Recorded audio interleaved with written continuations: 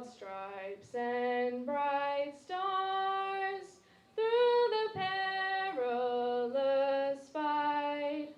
O'er the ramparts we watched were so gallantly streaming, and the rocket's red glare, the bombs bursting in air, gave proof through the night that our flag was still there. Oh, say does that star-spangled banner yet wave o'er the land of the free and the home of the brave.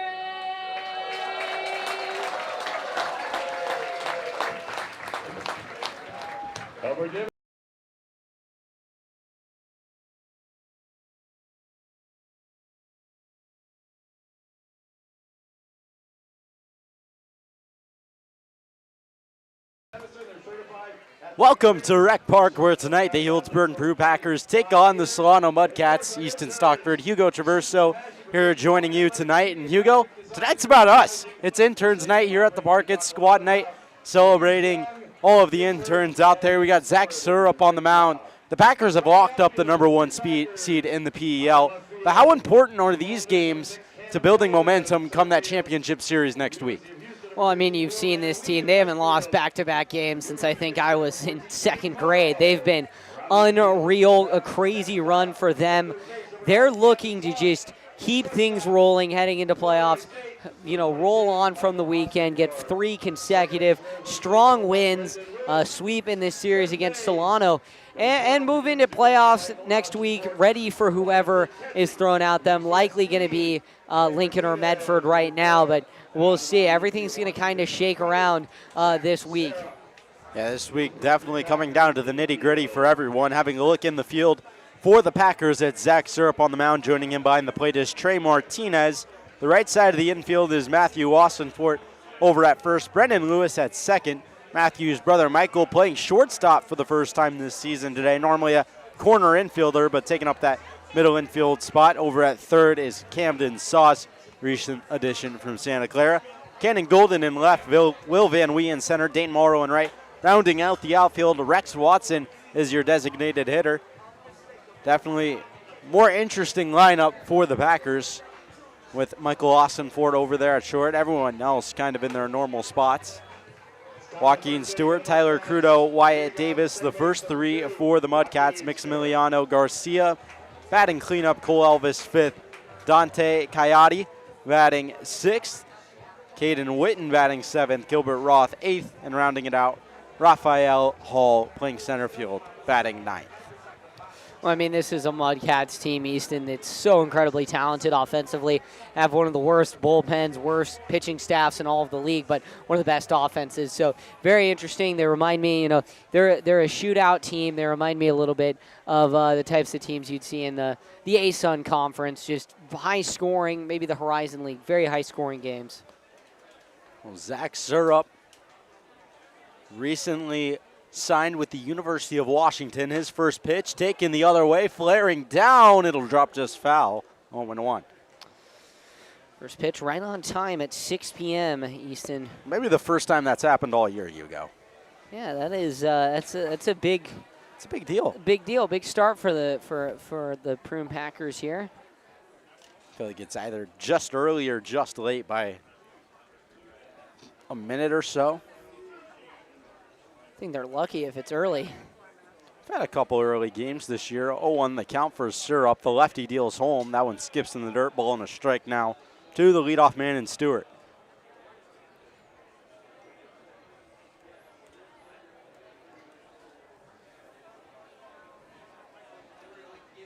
So 1-1. I want a jam shot into right center field. In on it is Van Wee, but that'll loop in for a base hit. So Stewart with the leadoff single. Now Tyler Crudo look to keep things going here early. Well, yeah, this is the type of start you want if you're the Mudcats. You get a guy who's quick like Stewart on base. You follow him up with Crudo, who's incredibly talented. And then, you know, your best player, the guy playing at the highest level in Wyatt Davis on deck, he's going to be really hard to contend with for Syrup. Lefty on lefty matchup. First one in there for a strike to Crudo. Designated hitter in the lineup for the Mudcats. Definitely one of the more offensive teams in the league. More of a one-sided team. 0-1, fanned on by Crudo, quickly 0-2. And, I mean, we're looking at the schedule for this weekend. We got the Rogues and Crabs facing off in Humboldt in the 3-game series. It starts tonight at 7. And then a 1-game series against the Kings and the Potters. That one fouled away. Count will remain 0-2. Still no one out here. Wyatt Davis awaits on deck. Definitely a busier night here at Rec Park. The wind blowing straight out to left field, the 0-2. That one taken to right field for a base hit. On his way to third is Stewart. Holding up at first is Crudo. Back-to-back singles to start off this one, and the Mudcats are sitting pretty early. That is some trouble here for Healdsburg that they can't afford. They don't need the Mudcats jumping out to an early lead here. Last time these two teams played was about 12 days ago in a doubleheader in Solano, and the Mudcats just dominated the first game, holding the Packers to 1 run, the only time it's happened all year. But then the Packers bounced back in game 2, winning 15-5. That one hit well to left field, slicing foul over to the bullpen. It's Wyatt Davis now at the plate. Definitely a name to look out for in tonight's game on the Mudcats side, wearing those baby blue jerseys. Been one of their best hitters this year. 0-1, slapped over. Austin Fort onto his brother Michael. Throw to first is not in time. So it'll be the fielder's choice. First run of the game comes across. It'll be an RBI for Wyatt Davis. 1-0. Mudcats lead it early. Yeah, this is, you know, is somewhat expected. Zach Syrup, he's made it a bit consistent now where he's given up a run in the first inning and then become dialed in the final 3, but we'll see if he can bounce back here. Luckily for him, only a runner on first after that fielder's choice. So that now ties Davis with 26 RBIs for the most on the Mudcats, with Mason Kelly and Zach Goldenberg. Second most is the man at the plate, Maximiliano Garcia, adding 433 this year, 10 extra base hits, 24 RBIs. He's only struck out 7 times to 21 walks. He's had himself quite a year, rightfully batting in that cleanup spot.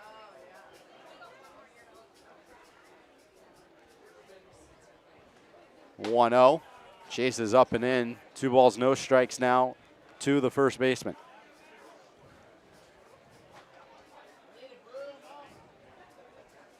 Certainly a big series going on out in Medford.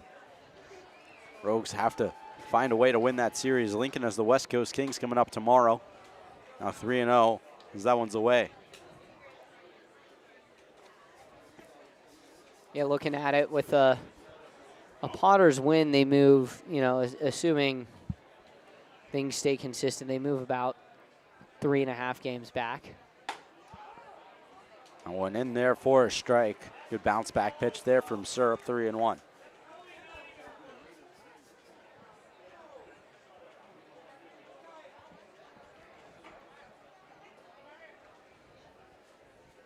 The 3-1.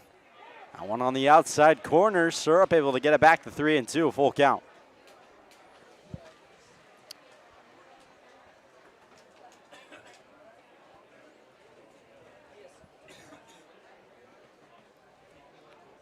All the way back to 3-2. Syrup now the payoff pitch. That one fouled away by Garcia. He'll stay alive. Yeah, the Rogues, to clinch a championship spot, they need at least 2 wins this weekend, because then that would tie them with the Potters, assuming the Potters are able to beat the Kings, which then would go to head-to-head, which the Rogues have 3 out of 5. So it's a win and you're in situation in that series out in Humboldt on the road. Hard place to play. We'll see what happens. The Crabs, I'm sure, will want to play spoilers. They're eliminated from championship contention.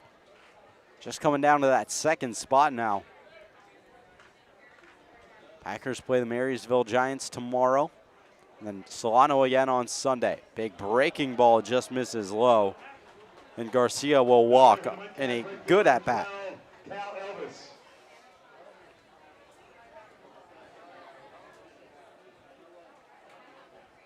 So now Cal Elvis at the plate.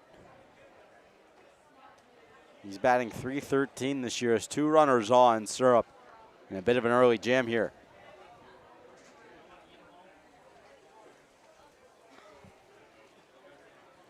Big lead over on first for Garcia. That one waved at 0-1. Martinez is going to head back out to the mound, maybe talk about signs with the runner on second now.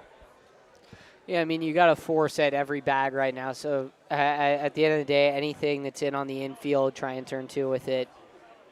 Just don't let them score another run.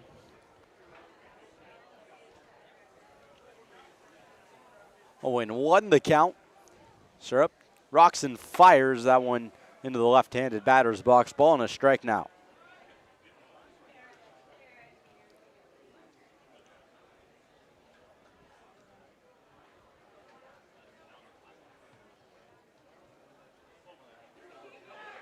Both runners go. Martinez throw to third, not in time. Both advance. Swing and a miss there from Elvis.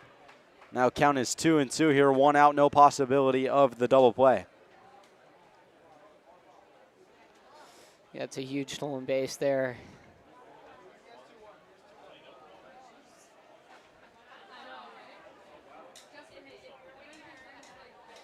Two the count. That one cut on and missed. That leaves the hands of Cal Elvis. They'll say 2-2 now. 2-2 count.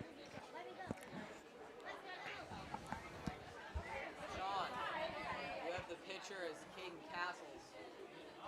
No, it's Zach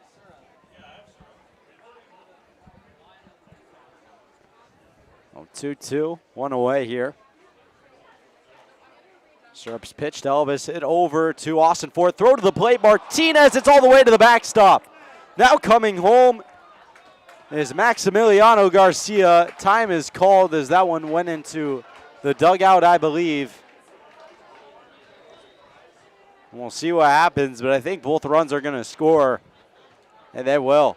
Yeah, both runners come in there. Runner moves to second. Him being at second and third, it pretty much operates as an automatic double.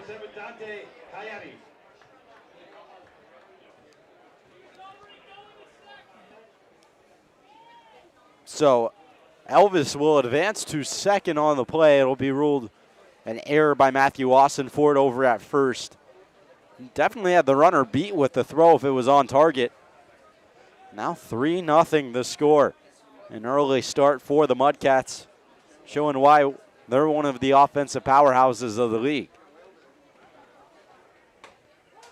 First pitch from Syrup now to Dante Coyote. This is on the outside corner for a called strike.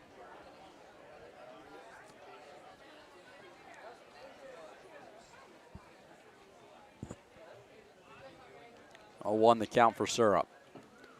Runner goes again. Good jump. That one hit well to left field. Tough play for Golden. It's off the fence.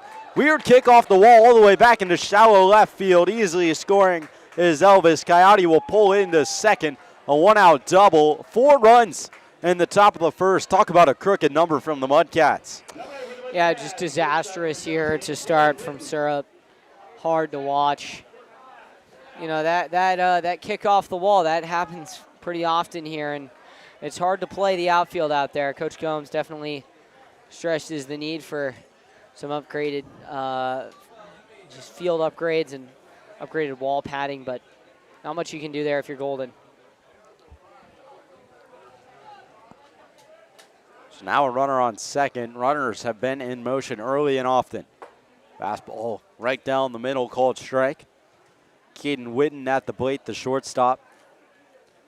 Another guy who's having a good year, batting .360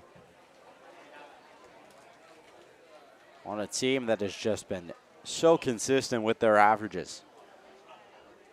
1 big breaking ball Just misses 1-1.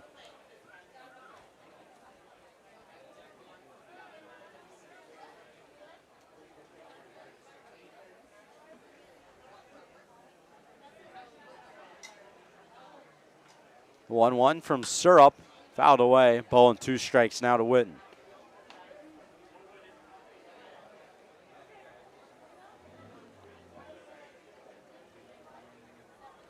$14 players on the roster for Solano, batting over 300 this year. Could almost field 2 teams hitting above that mark. The 1-2 from Syrup. That one slapped over to Austin Fort. He'll scoop this one up, take it to the bag himself, 2 away.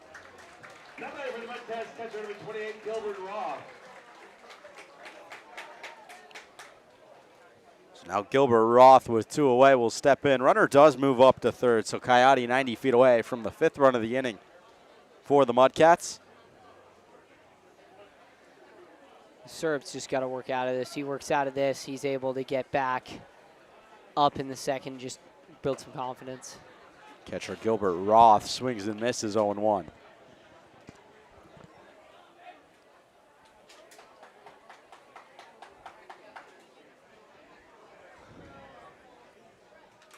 Offense going to have some work to do after this inning. That one top of the zone for a strike.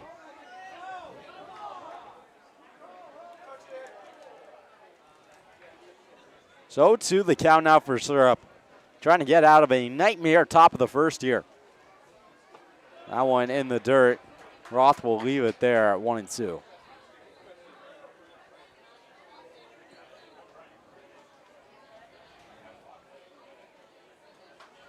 So 1 and 2 strikes now.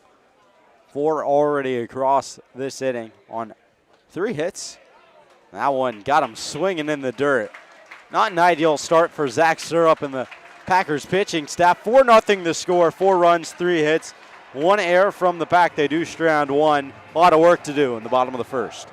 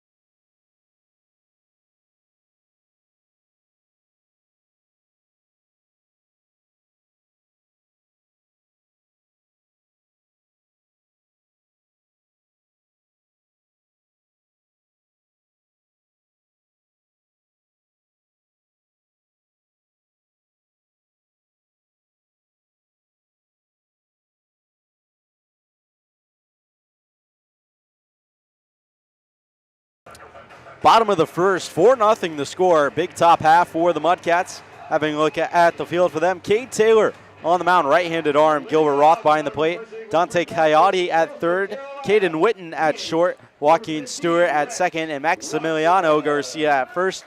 Left to right in the outfield goes Wyatt Davis, Raphael Hall, and Cale Elvis, Rex Watson will lead things off. He's followed by Cannon Golden. Trey Martinez bats third. Cleanup is Matthew Austinfort.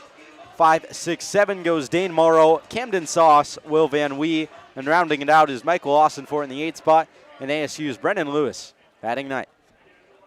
So trying to respond to the 4 runs in the top half. Taylor's first pitch is there on the outside corner for a called strike, 0-1.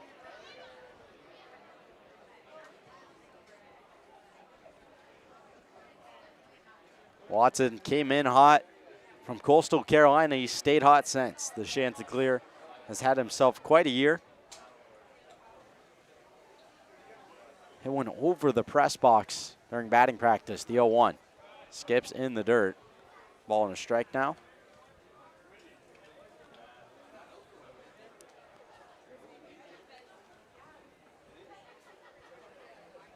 Watson batting .420 on the year. 3 home runs, 7 extra base hits. 18 RBIs in just 15 games as that one gets all the way to the backstop. 2-1 now.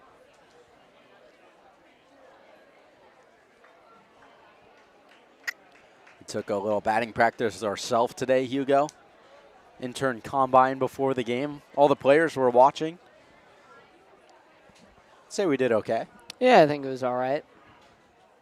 2-1. That one hit high in the air, but well fouled to right field. Over towards the Boys and Girls Club. Video on that will be out in the next couple days, I would imagine. Find out who won. Yeah, probably Sunday. I think we'll get it out on Sunday. 2-2. Now the count to Watson. Designated hitter today, normally roams the outfield. Taylor fires, that one slash foul. The Chanticleer will stay alive.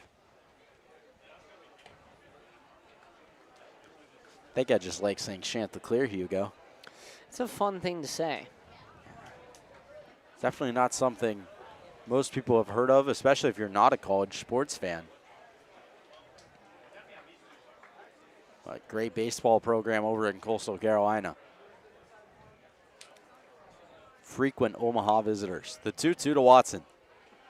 He checks his swing on a pitch in the dirt. Count will move to full. Good leadoff at bat here. I watched them win the College World Series, funny enough, outside of the ESPN zone in Disneyland. It's not a bad place to watch it. Downtown Disney. It was a lot of fun. That was very exciting. Definitely a fun team. Not particularly strong at most sports, but baseball, they thrive.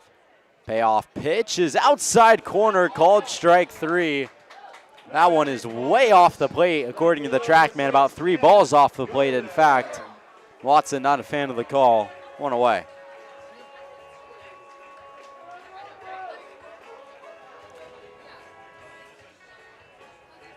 So that'll bring in Cannon Golden out of Ole Miss. Another good baseball school. I mean, I'd say Ole Miss, you know, they have definitely glimpses of hope in other sports, but they've been consistently strong in baseball. Wishing luck to Pete Golding. That one fouled away on the half swing from Cannon Golden. At the end of the day, Kiffin is Kiffin, you know, and Yeah. Golding is going to do the best that he can do. And I think that they're going to be in a good spot in the SEC. It's going to be very interesting to watch the SEC this year. SEC baseball is a different animal. That one hit hard again over to the Boys and Girls Club, way foul. I believe Sam Levitt, right, the ASU quarterback, is at LSU now. He is. Just transferred there. You look at some of the talent that's come out of Ole Miss. Guys like Lance Lynn, Drew Pomeran, Zach Cozart, Tim Elko. What a really strong players come out of that Rebels program for baseball. The 0-2. Golden swings and misses. Roth applies to the tag. Back-to-back strikeouts for Cade Taylor. Have you ever been to Elko, Nevada? No. Good. What does that have to do with anything? It's just good. Don't go. Unless you want fireworks. I don't know. Okay. So now it's Trey Martinez.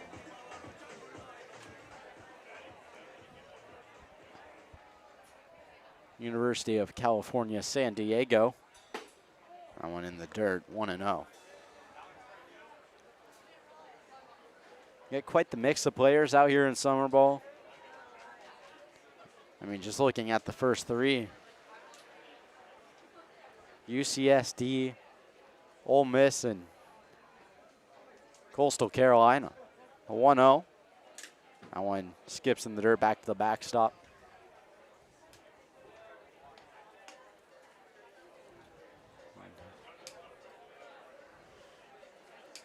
Rex Watson, Coastal Carolina in the Sun Belt.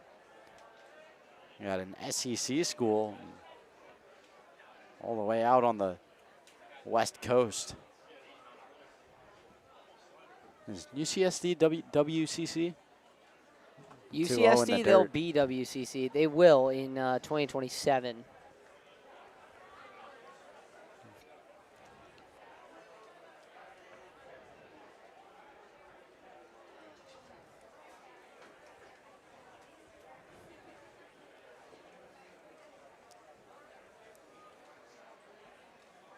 West Coast Collegiate Conference.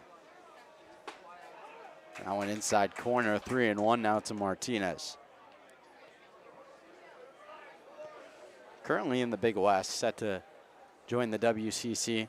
Imagine things are going to shake up quite a bit in the college conference realm with things here in the next 5 years or so.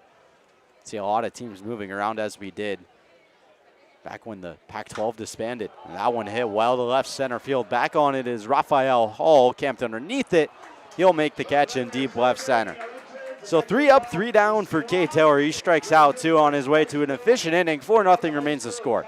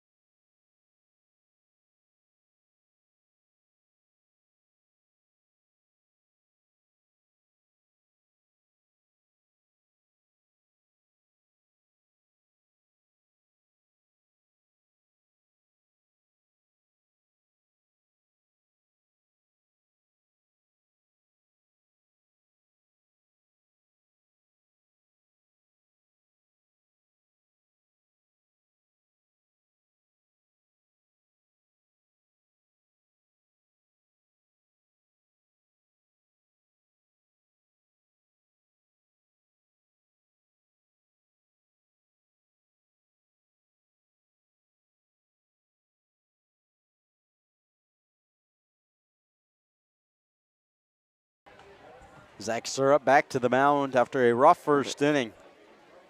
Raphael Hall, the center fielder, will start things off here.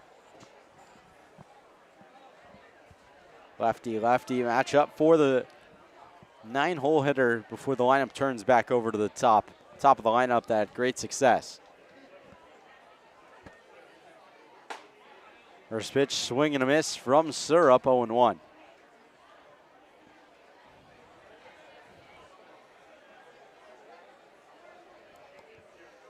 1-1 now. That one fouled back to the backstop. Ball and a strike now.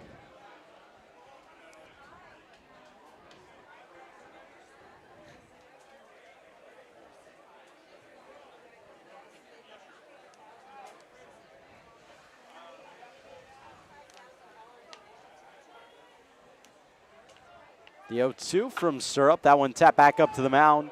Tough play, ranging across as Lewis. Throw across his body, not inside.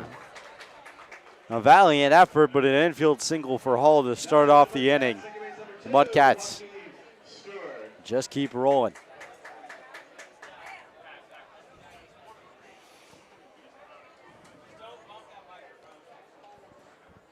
That Medford and Humboldt game, an important one for the Rogues, is underway. Top of the first inning there. We'll keep an eye on that score. Heavy implications out in Humboldt for the Packers as well. Important to keep in mind. Sharp deals home. That one in the dirt. 1-0.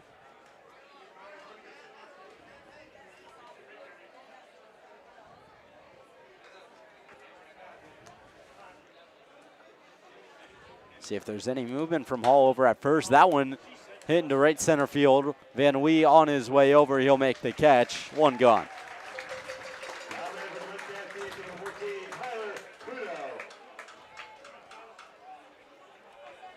So now Tyler Crudo, who's 1 for 1 with the single, will look to keep things going here after a big first inning for the Mudcats.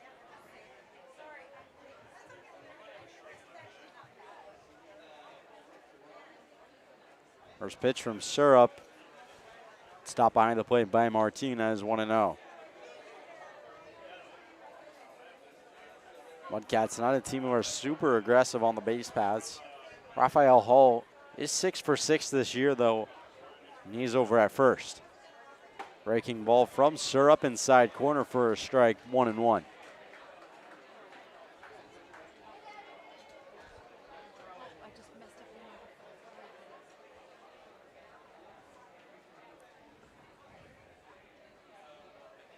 The 1-1. Fanned on there by Crudo. Ball and 2 strikes now. Syrup trying to put together a more efficient, clean inning here.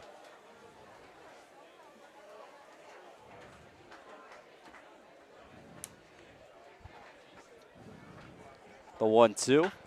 Shot over to Lewis. Lewis picks it on a hot flip over to Austin Ford. On to first in time. Twin killing to end the inning for the Packers. So despite the leadoff single from Raphael Hall, they turn to end the inning and hold the Mudcats scoreless. 4-0 remains to score through an inning and a half.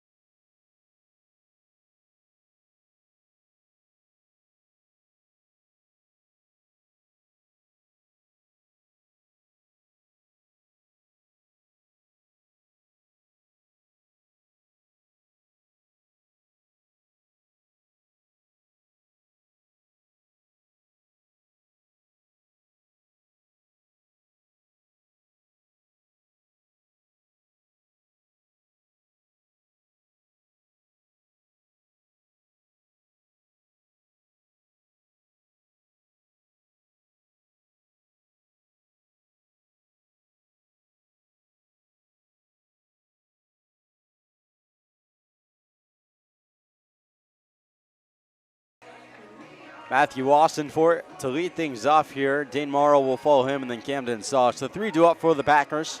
Went 3 up, 3 down. As Watson, Golden, and Martinez were retired in order. First pitch now from Taylor to Austin for it. That one chases upstairs, 1-0. A lot of power in that bat of Matthew Austin for it. Corner infielder from the University of Michigan. The 1-0. One outside, 2-0. A lot of strikeouts and a lot of home runs for Austin Fort this year. It's been spotty at times, but when he connects, it flies.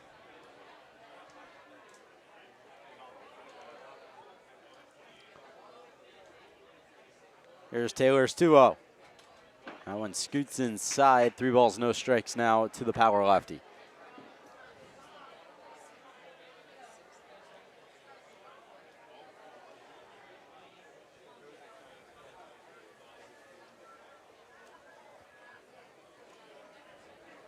So 3-0. See if Austin Ford has the green light.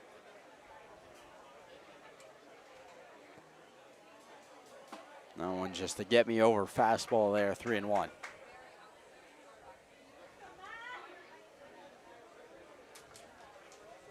Taylor trying to scrap his way back. That one just caught the bottom of the zone, actually. So not actually too far from it. The 3-1. One fouled straight back. Austin Ford went after that one.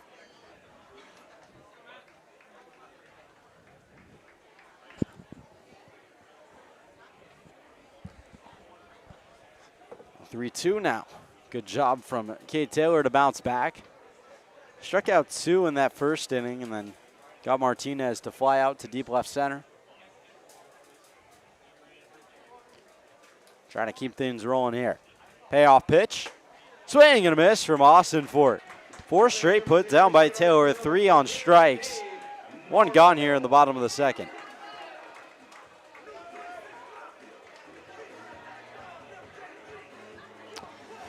Well, if it hasn't been the top of the order, it's been the bottom of the order, and we'll see what they can do right here. Starting with Morrow, then you have Sauce and Van Wee, Austin Fort, Lewis. I mean, I look at Van Wee, Michael, and then Lewis. They're all really talented. I went inside. I want to know. They're all really talented, and they mix power with speed pretty well. So we'll see what they can do here. I think, getting to Taylor's pitch count a little bit, see some at-bats deep, and try and start climbing back from this. Morrow is certainly a guy who has gotten better throughout the season. He'll take one at the top of the zone for a strike. 1-1 now. I mean, the nice thing about the league this year for the Packers is it's been the Packers just above everyone. And so now they can afford, if this does end up being a defeat, they can afford this because they've already clinched first place. Inevitably just a momentum game. That one waved at by Morrow, 1-2 now. I'd compare this to almost my college football comparison would be Oregon in the Pac-12 over the past 10 years when, the rest of the Pac-12 is beating each other up. You've got Washington beating USC, and the next week Washington State's beating Washington in the Apple Cup. Oregon could kind of coast through it and take a loss at the end of the season, still make the Pac-12 championship. The 1-2 in there. Got the low outside corner for strike 3. 5 batters faced. 4 of them struck out. Cade Taylor's off to a hot start here in Healdsburg. This is great to see. He's not the only Cade Taylor getting hot in Sonoma County. Last year, Cardinal Newman, one of the best high school basketball players, shared the same name. He was popping off, almost led the county in threes. He was top 5. So now it's Camden Sauce, Taylor's first pitch, inside corner for a strike, 0-1.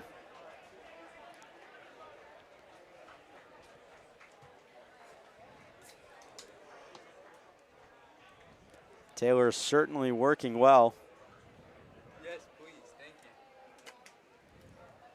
1. That one chopped foul by Sauce. No balls and 2 strikes. Again, Taylor ahead. He struck out both he's faced this inning. Struck out 4 of 5 to start this one. 5 up, 5 down as well. Definitely the start he was looking to come out and have. Gets the sign. Comes set. Here's the 0-2. Check swing. Got him looking. Froze him on the outside corner. 2 in a row struck out looking. 3 in a row struck out. 5 of 6 faced. Down on strikes. Cade Taylor cruising on the mound.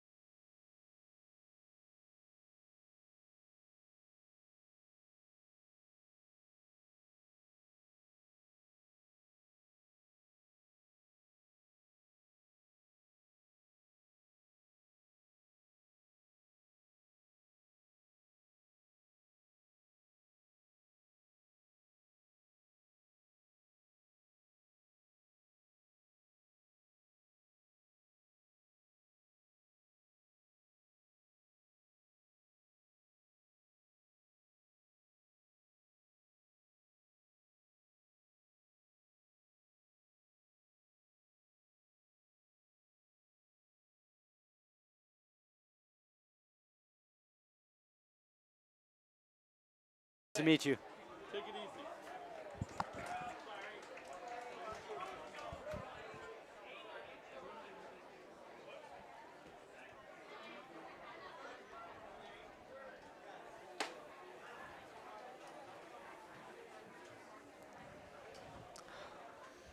Welcome back. Top of the 3rd inning here. 1-1 the count here. Wyatt Davis leading off for the Solano Mudcats.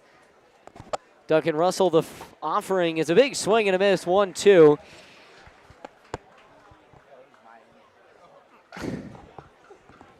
We apologize for the delay. Duncan Russell's dad was up here for a moment speaking with us. 2-2 now, as that one just is a bit outside here.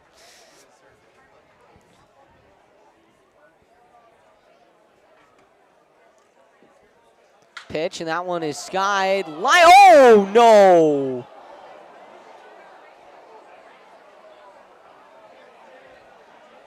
And we will take a break.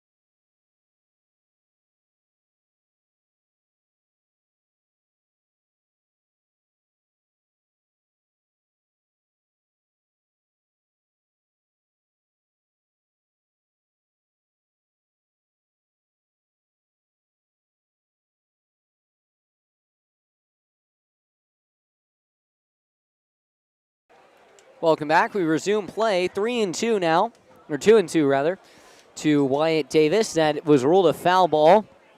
The umpire is okay. The 2-2 is swung on and hit right to the same spot. Caught, though, by Austinfort for out number 1. That umpire, cojones of steel. That was beautiful. The man got up within 10 seconds of going down. That is unfathomable. That is just, you must be, he must be the strongest man on earth. Yeah, good shout out to him, man. What a trooper. And 95 down there doesn't feel great. The pitch, and that one skips in the dirt, but a big swing and a miss here from the new batter, Maximiliano Garcia.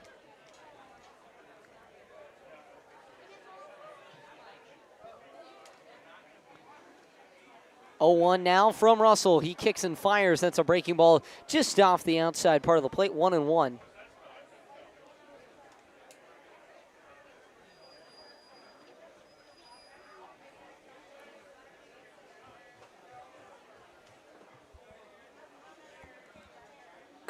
I think we did a good job describing what happened there. Well, we at least tried. Not pretty at all. All right. Anyways, 1-1 or 2-1 count rather from Russell. He kicks and fires. Breaking ball falls right into the well. 2-2.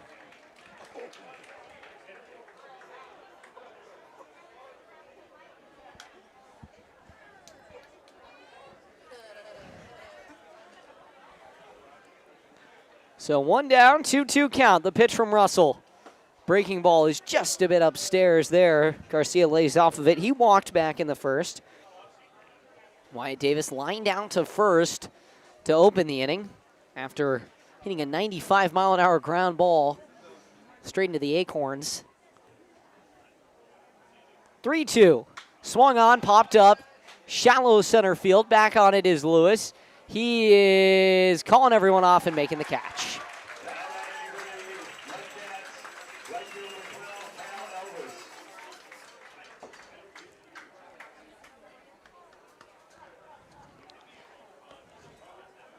This is exactly what the Packers need from Duncan Russell here, just to come in and get through innings quickly. Probably wanted another inning or so out of Zach Sir up there, and Russell might have to pick it up here. I think you could have Duncan go 5 here. He would still be ready for the championship series. Game 2, maybe even Game 3. The pitch swung on, popped foul, straight back. Hugo, I got to be honest. I think this is the most people we've had at a Packers game since the 4th of July. Yeah, on the first base side, it's even filling up. It's packed out here. Championship series, get your tickets now. Next week is going to be a lot of fun.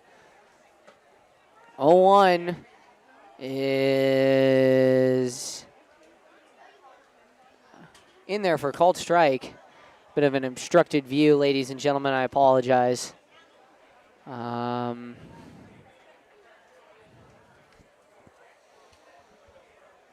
now. Russell kicks and fires. That one is just up and inside. 1-2 now. Trying to find seating for everyone. Our one and only usher and owner, Natalie Norman, is moving about, trying to make sure everyone has a great view of the field of play. The 1-2 is in there on the outside part of the plate for strike 3. So we head now to the bottom of the 3rd as the Packers have a load of work to do, but Duncan Russell doing a great job there. He's able to get out of the inning. 3 up, 3 down, go the Mudcats. We'll be right back.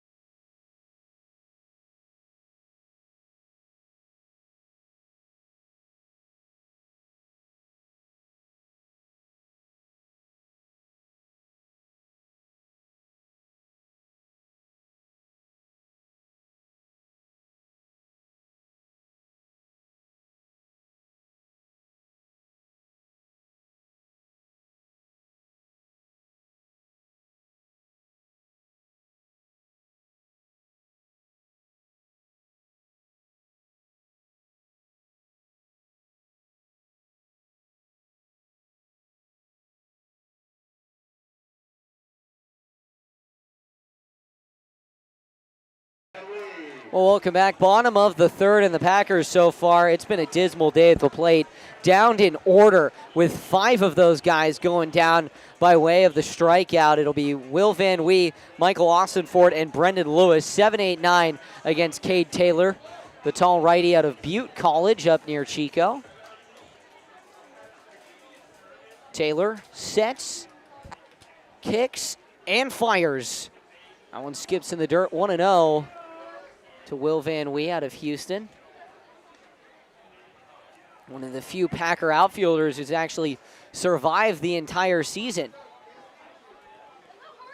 Feels like a guy who could get things going here, especially with the 2 following him at the plate. The 1-0 is way inside, and it gets off his back. He's able to get out of the way a bit, so it hits him square on the back numbers, and he'll trot to first. First base runner for the Pack. It's one way to break up the perfect game. Painful way to do it, but gets the job done. Well, here comes Michael Austinford, and welcome to the show. I wouldn't be shocked if he's eventually getting that call at some point in the future. Division III All-American. We'll see what he can do right here. Check over to first. Van Wee, who has one of the more conservative leads on the Packers. Only leads away about 6 feet. Maybe not even. He's back in safely. If that's 6 feet, I'm 8 foot tall, Hugo. Taylor, the pitch. That one is just low under the knees. 1-1. Does have some speed, though. 3 stolen bags this year. Hasn't been caught yet. Yeah, Packers, not a team that's known for stealing, but they've stolen a lot this year. 1-0 now to Austinford.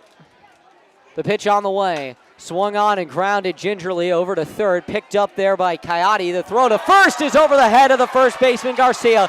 Rounding second is going to be Van Wee. He is into third safely. Over to second. On the air is Michael Austinford.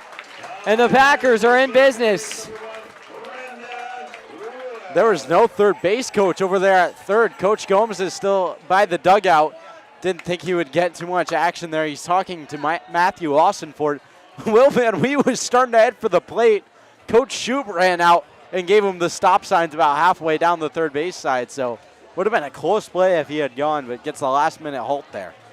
Yeah, well, the no-hitter is still alive here for Cade Taylor, even though this is a man coming to the plate. When the going gets tough, Brendan Lewis gets going. He's a guy who can really pop off, and we'll see what he can do right here. Taylor sets up, runners on second and third. Mudcats up 4-0. The pitch. Swung on and grounded softly over to third. Charging in, making the play is Coyote. Throw on to first is in time, but a run across to score as the Packers have broken onto the scoreboard 4-1. Yeah, not the prettiest way to do it, but sometimes just what you need to get one across, open the floodgates a little bit, and get things rolling. Well, here we go. Rex Watson coming to the play. Brass Monkey, the funkiest of monkeys, coming to the plate.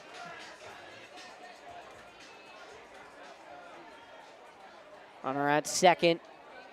Watson struck out in the first, now looking for a better result. The pitch, that one is upstairs, 1-0. Roth behind the plate trying to go for that Patrick Bailey stab and frame type motion with his framing behind the plate.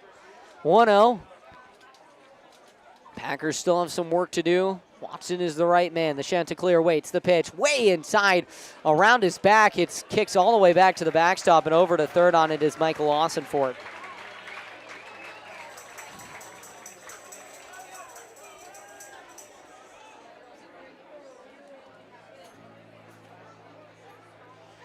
That one almost got Watson there. He slid out of the way.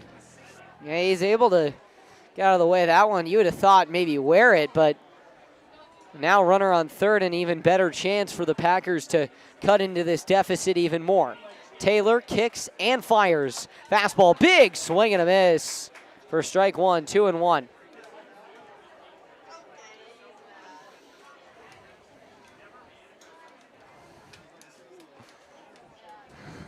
2-1, one down, runner on third. 4 runs, 4 hits, 1 error for the visiting Mudcats, 1 run, no hits, 1 error for the Packers. The pitch, that one is just a bit outside, 3-1. So a buffet count to Rex Watson. I've been to my fair share of buffets. I know that you're from Arizona, Easton. Not a ton of buffets to my understanding in Arizona. I might be wrong. A lot. Have you been? I have not. Oh, that would make sense. Are there a ton of buffets? I would say there's as much as any other place. 3-1 is swung on and popped up into left field. Austin Fort will go on this one. Davis is able to make the catch. He'll fire it in. Austin Fort is going. The throw in is going to be cut off. And Austin Fort in to score on the sac fly. Watson does his job. I mean, I think just in general there's not a fair share of buffets in many states, but South Dakota sure as heck, they have a lot, weirdly. A weird amount. They have a weird amount of Golden Corrals and other buffet options.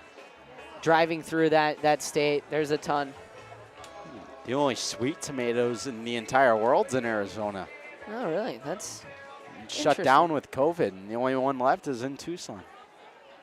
Well, U of A's campus. Here comes Cannon Golden. The pitch to Golden. It's a fastball big, swing and a miss. But, yeah, unreal. I mean, I know what I was leading to is if you had to go to a buffet right now, what would your buffet be? What type of food? I kind of like something with everything. You know, like probably sweet tomatoes. That's a nostalgic place for me. I used to go there quite a bit as a kid with my family. They're all watching right now. Hi, guys. 0-1 on the way is a breaking ball. Big swing and a miss for Golden there. 0-2. Taylor proving to have some of the filthiest stuff in the PEL so far. In just this performance, he's been incredible.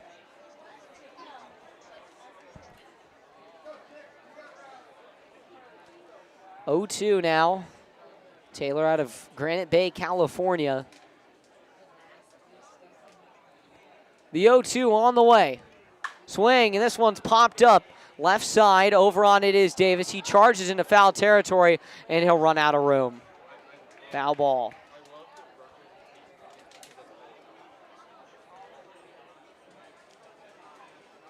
So Golden lives to find another day on an 0-2 count.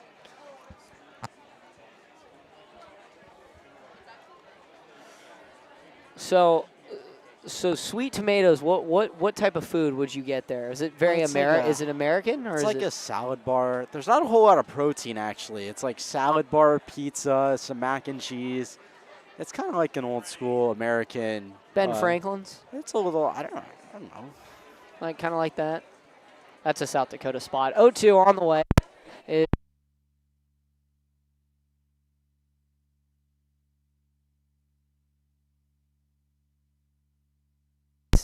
And we're back now, and we're kind of fleeting in and out. I think Nolan down there was leaning into the power cord. Probably, I don't know. And it knocked the power out of everything. That would be pretty disastrous for our broadcast. But anyways, ladies and gentlemen, still an 0-2 count. Golden battling right now.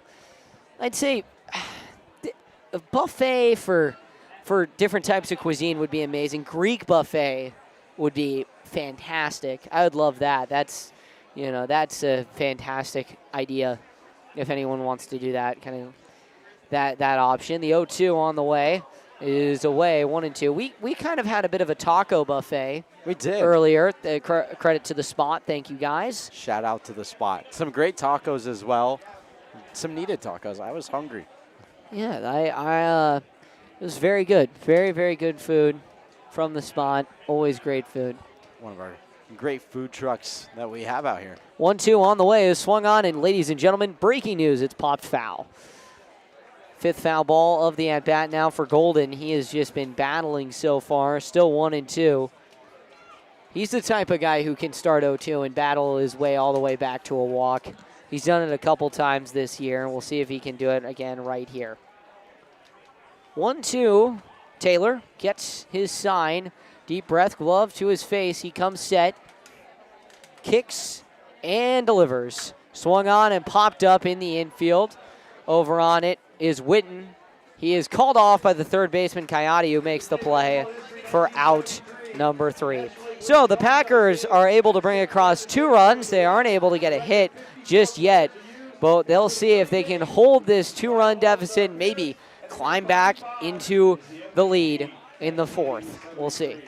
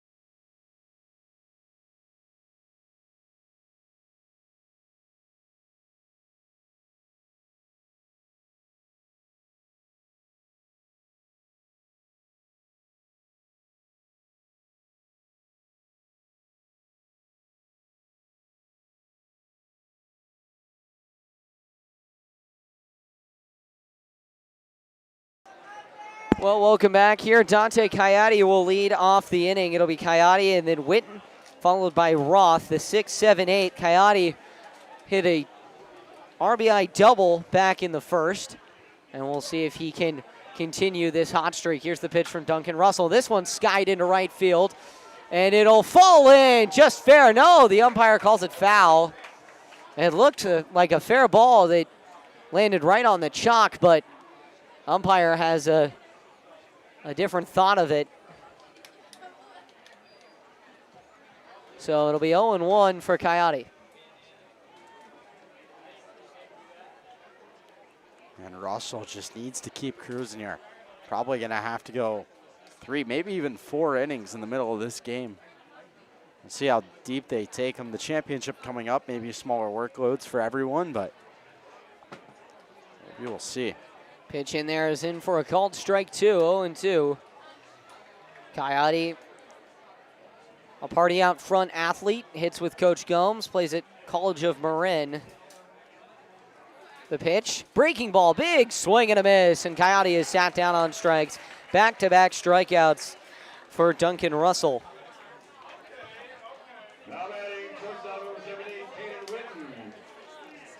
So now here comes Caden Witten. Witten is a strong right-handed hitter.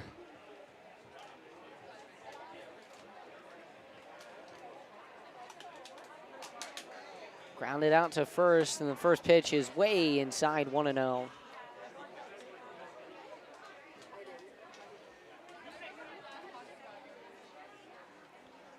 Now.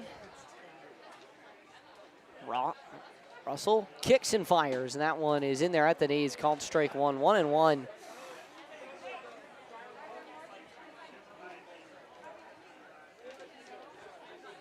Russell's done such a good job just hammering the zone.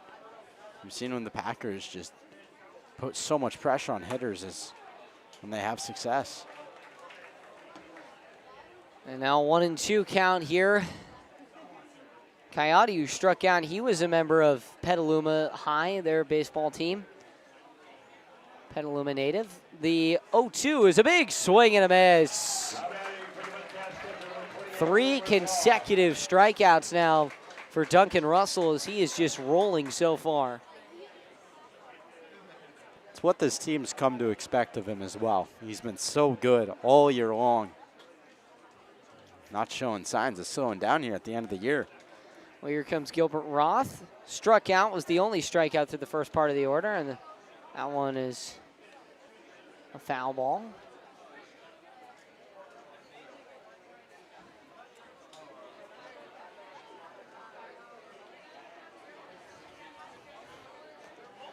The pitch, that one is in there across the letters. 1-1 now.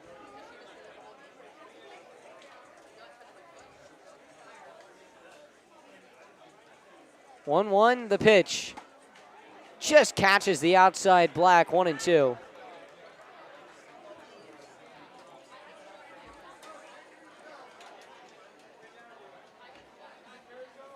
The 1-2 on the way from Russell. Breaking ball, struck him out looking. Duncan Russell just dunking it in the zone. 3 up, 3 down, all go down, swinging or looking. Duncan Russell is rolling, 3 up, 3 down. We head now to the bottom of the 4th as the Pack look to tie things up.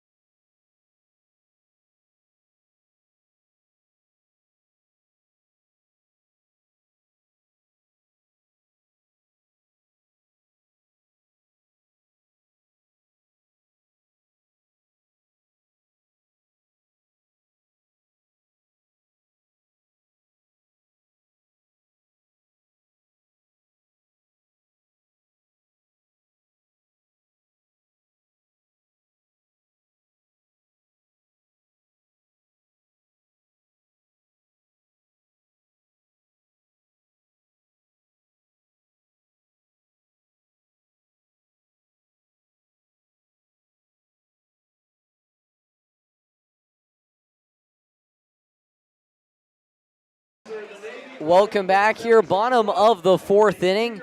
And the Packers looking for redemption. Got 2 in the bottom of the 3rd, now looking for another couple of runs to start the bottom of the 4th. Down 4-2. They still haven't had a hit so far as Cade Taylor's breaking ball has been so filthy. Whether it's the slider or the curveball, his mix has been nasty.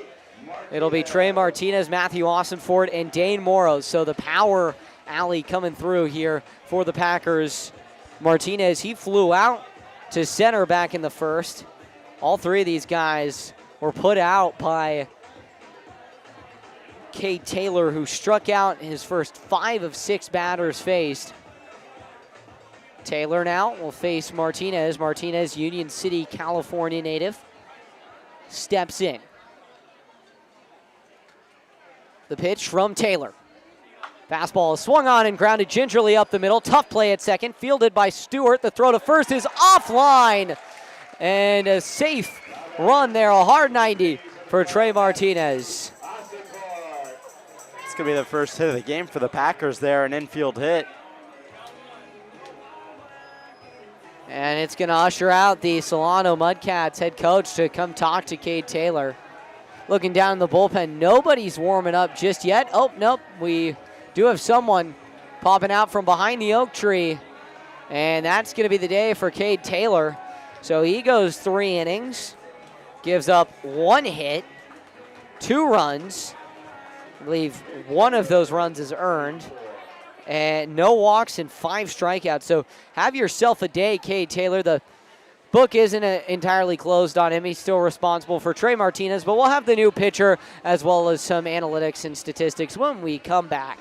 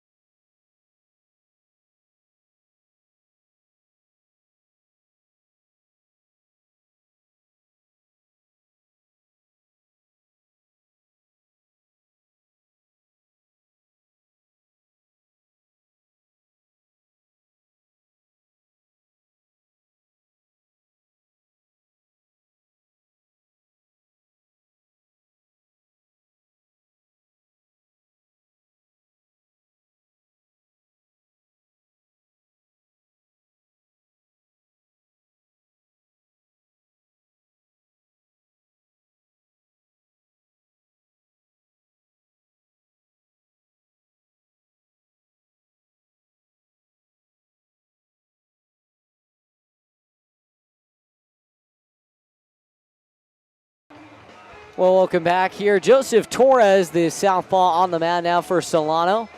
Torres, and no runs given up so far across an inning of work in the year. A hit, 2 strikeouts for Torres. He's been more of a hitter, so two-way player here, Torres is. Runner on first now as he'll face Matthew Austin at the pitch, and that one's way upstairs, 1-0. Maybe getting the matchups down here with Austin Fort and Morrow coming up, 2 left-handed batters, and then Camden Sauce. The pitch on the way, and that one's outside, 2-0. Yeah, batting .240 this year, has played 18 games, 50 at-bats for him. Also, end of the year, could be trying to get his reps as a two-way guy on the mound and at the plate. Played a lot in the field this year. The 2-0 on the way. Breaking ball is in there. Catches the outside part of the plate. 2-1. No outs here. Runner on first. Packers trail 4-2 in the bottom of the 4th. Austin Fort waits. The Wolverine bounced around many programs. The pitch on the way. Fastball is in there on the outside corner again. Strike 2, 2-2. Austin Fort's going to have to hit something opposite field here and contend with that 12-foot wall out in left field. Wind blowing out to left field. The pitch on the way. Breaking ball is in there. Called strike. Caught the inside part of the plate. And Austin Fort 0 for 2. 2 sit-downs there. That is a tough one for Austin Fort, kind of crowding the plate, and it fell right in. As the umpire is telling Torres to take a wrist watch off, as Dane Morrow will come to the plate. So 1 down here with a runner on first. Morrow will try and pick up his fellow Michigan teammate. I think a wristband or a watch or something, but anything on that throwing arm is not allowed. The pitch, and that one's in the dirt. 1-0. The only thing that would be allowed is if you have an undershirt that has matching sleeves on both sides that isn't a distracting color. But wrist guards, bracelets, things of that manner are not allowed on a pitcher. The 1-0 is right down the middle. Called strike. 1-1.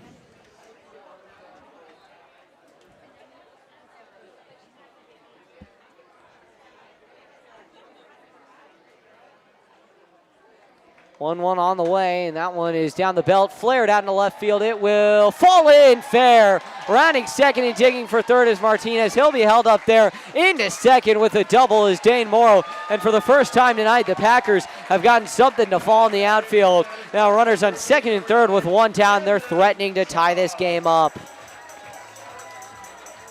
Just chipping away here. 2 hits this inning already. They had 2 runs in the third without even getting a hit, just playing some small ball and a little bit of luck as well, but now starting to string things together, and it seems like it's only going to go up, up, and up as this game goes on. Well, here comes Camden Sauce. Runners on first and second, or well, second and third rather.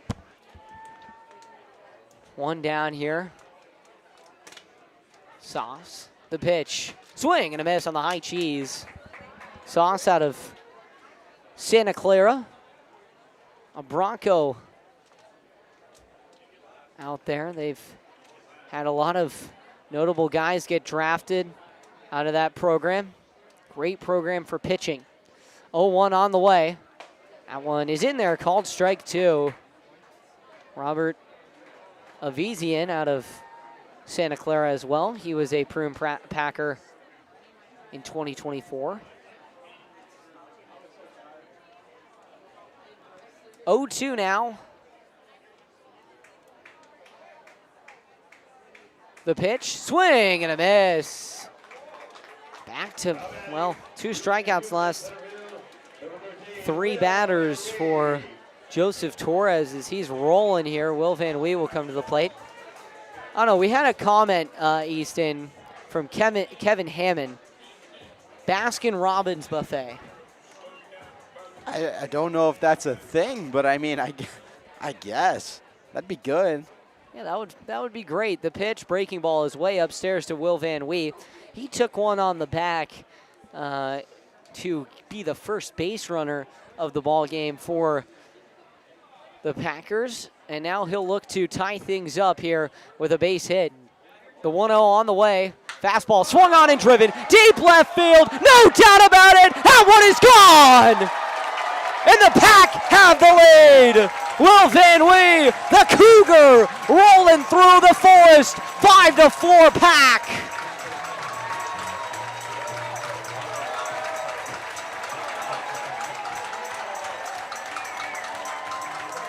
He is hyped up. 5-4. Joseph Torres comes in, dialed in, can't get it done. 112 off the bat. Do we have a distance? That is the question. 380 feet, 112. Oh my goodness, the 5-4 lead now for the Packers as Michael Austinfort comes in. First pitch is just off the outside corner of the zone, 0-1.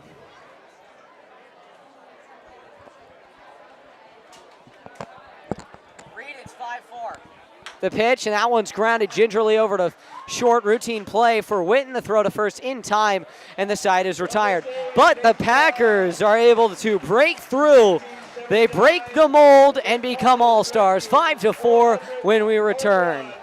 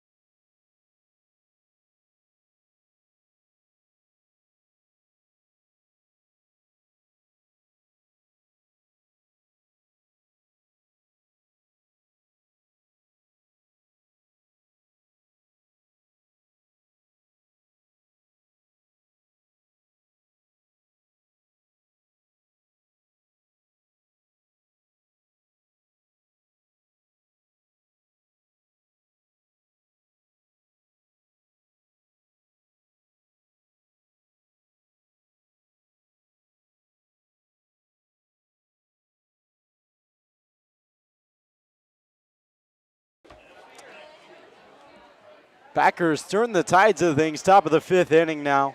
Still on the mound is Duncan Russell as he will face Raphael Hall to lead off the 5th inning. First pitch, that one hit sharply over to Lewis at second, who collects on to first, one gone. So one away quickly now as the lineup turns over and Joaquin Stewart will step in. Pretty quick start to the inning, and the Packers really need that coming off of, taking the lead now here in the top of the 5th. They really need Duncan Russell to go a couple more innings, treat Syrup's outing almost like a relief outing. Bounce back. That one on the outside corner to Joaquin Stewart, 0-1. Russell trying to get the hot bats back to the plate. 5 runs in the last 2. 3 of them at the bat of Will Van Wee, as you guys saw last inning. That one also on the outside corner for a strike. No balls and 2 strikes now.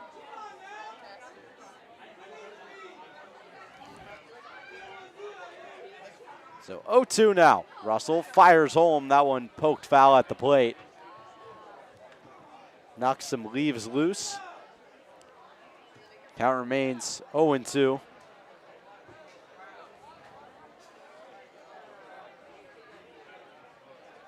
Russell fires that one again. Fouled away. Stewart staying alive. He's 1 for 2. Singled the lead off the game and then flew out to center. Taylor Crudo awaits on deck. We're at the top of this lineup. The 0-2 for a 4th try this time. The 4th tries the tarm. 2 gone here after the strikeout. Crudo now will take his cuts. Since Duncan Russell has come in, he is now gone. 8 up, 8 down. 3 up, 3 down in the 3rd and 4th, and now 2 faced, 2 retired here in the 5th. His first pitch is outside, 1-0. I feel like Duncan's just, he's that type of guy. He comes in, he gets his job done incredibly. That one hit to right field over as Morrow ranges in and makes the catch. Perfection through 3 for Duncan Russell. 9 up, 9 down as he comes into relief on fire. 5-4 the score. Hot bats back to the plate for the Packers.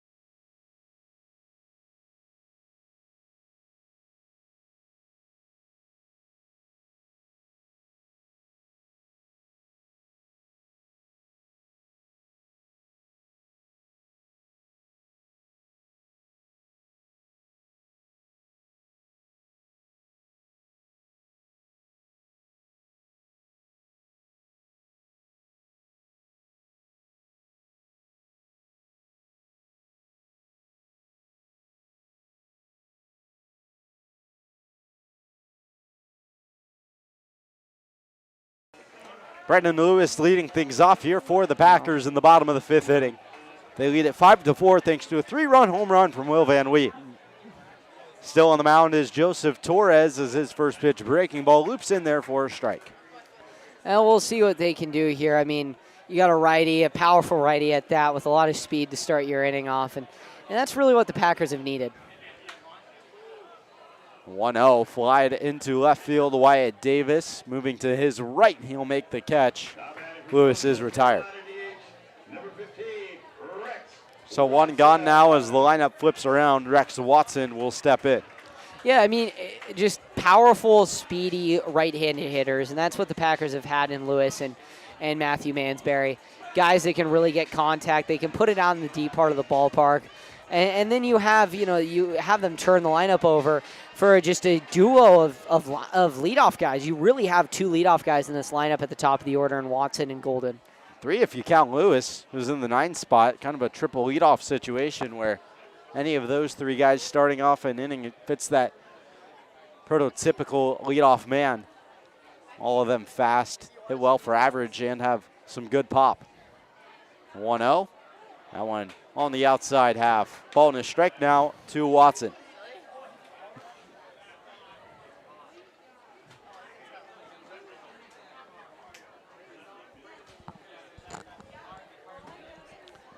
Getting word to my right that Will Van Wee hit a car as that one slapped in the left center gap, slicing in. That's down for extra bases. Watson on his way to second. Throw in will be cut off, and a one-out double for the Chanticleer.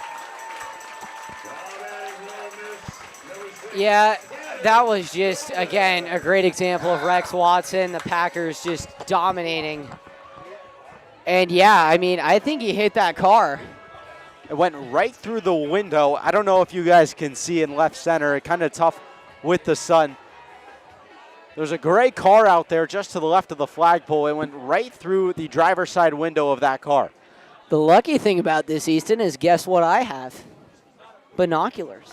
Of course you do. You would have binoculars. That one on the inside corner for a strike to Cannon Golden. Shout out Sacramento State. They didn't give me these binoculars. They just gave me the opportunity to use them. So Golden now trying to keep things going with a speedy runner in scoring position. The 0-1 is slapped into right field. That's down for a base hit. Watson off the inside corner, heading for the plate. Throw is off the line. Now throw to second. Roth will hold on, and a double for Cannon Golden. Back-to-back extra base hits with one out. Packers grow their lead to 2. Yeah, well, that's what you need right there.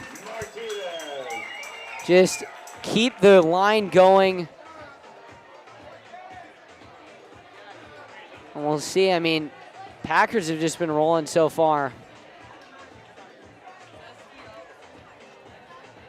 So one away now for Trey Martinez. Trying to use Hugo's binoculars right now.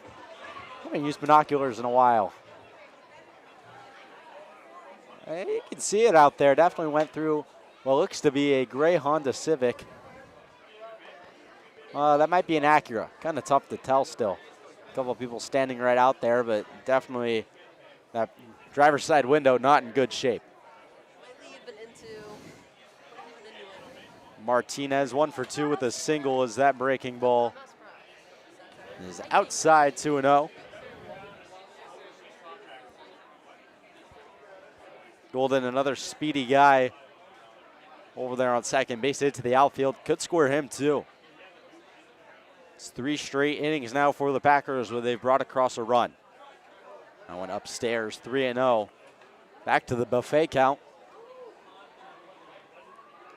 Maybe not a Baskin-Robbins buffet, but this time a baseball buffet if Martinez has the green light. Ambulance drives by, and that one is upstairs for ball 4. So a 4-pitch walk for Martinez. That'll bring a coach out of the dugout for the Mudcats. See if they go to a new arm.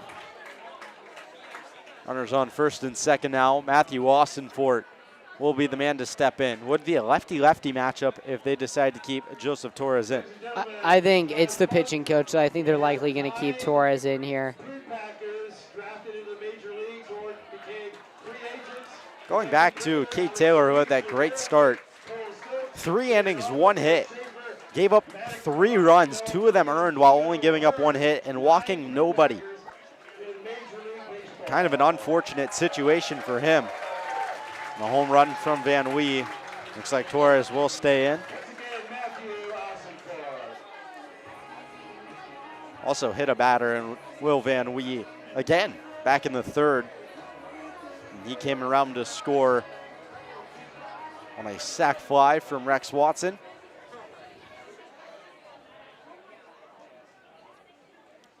6-4 your score. First and second now for Austinfort. That one hit just into fair territory. Torres having some trouble. Throw to first. Pulls the first baseman off the bag, and he's safe. A wild throw there from Torres on the mound. Pulls away Maximiliano Garcia. Now the bases are loaded for Dane Morrow. Yeah, I mean, absolutely disastrous nightmare fuel here for Joseph Torres. He is just struggling so far. Morrow doubled in his last at-bat. 1 for 2 on the day. Struck out looking back in the 2nd.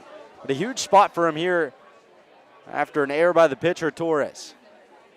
First pitch to Morrow is outside 1-0.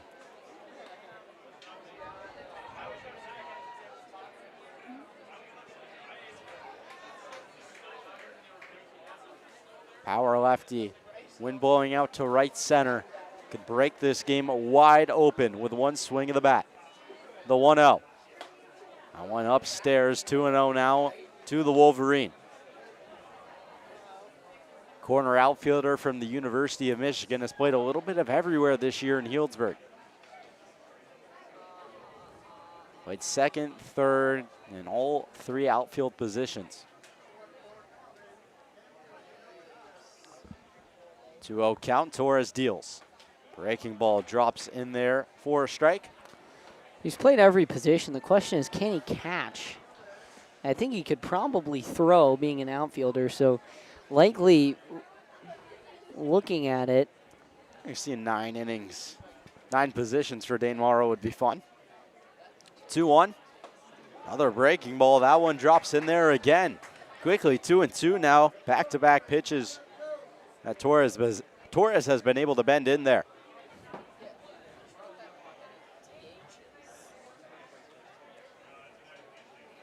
So count level now at 2s. Lefty for Torres. Back to the well with that breaking ball all the way to the backstop. Golden heading for the plate. In there, standing up. Oh my goodness, look at that charge, that speed from Cannon Golden. He is going to be a treat for any MLB team that gets him. Holy shnikes. Coming all the way home from third, of the hardest 90 I've seen maybe ever. I don't think he could see by the end of that. That helmet tilted down above his eyes. But now no longer bases loaded. Second and third with one away for Morrow as he faces a full count. Camden Sauce awaits on deck. The Santa Clara Bronco, the most recent addition to this team, and has been a regular player since he's arrived.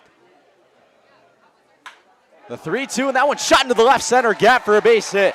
Martinez in to score. On his way is Austin Fort. Morrow wants to. He's sliding in there. Third double of the inning for the Pack. 2 runs come across, 9-4. All I can say, Easton, is first of all, I said we would score 5 in this inning. We're close. Second of all, we're going to see a new pitcher. Third of all, when Dane Morrow hits a double, it never comes in one. In almost every game he's hit a double in this year, he's hit another double. So we'll see. I don't know. He's got 2 so far tonight. Question is, can he have 3? We'll have a new arm on the mound. End of the night for Joseph Torres. We'll head to a quick break and be back with the action with one away here.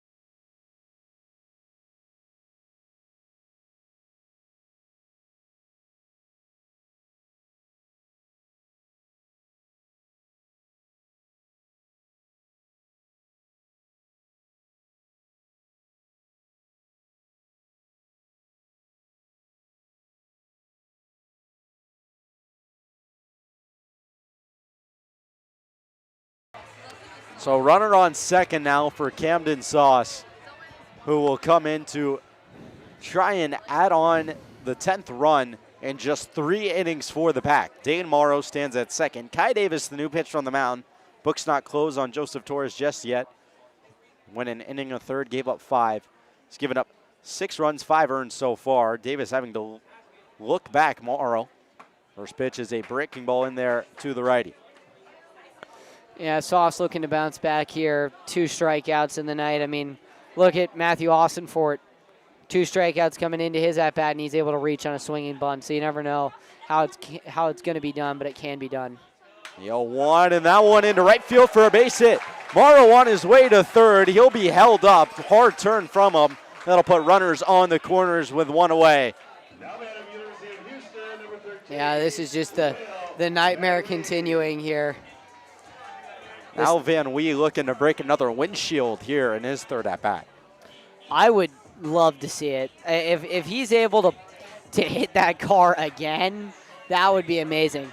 I don't know. It was at Stanton or Judge who was able to take out the parked car at the Miami All-Star game. I think that was Stanton. Yeah, that sounds right.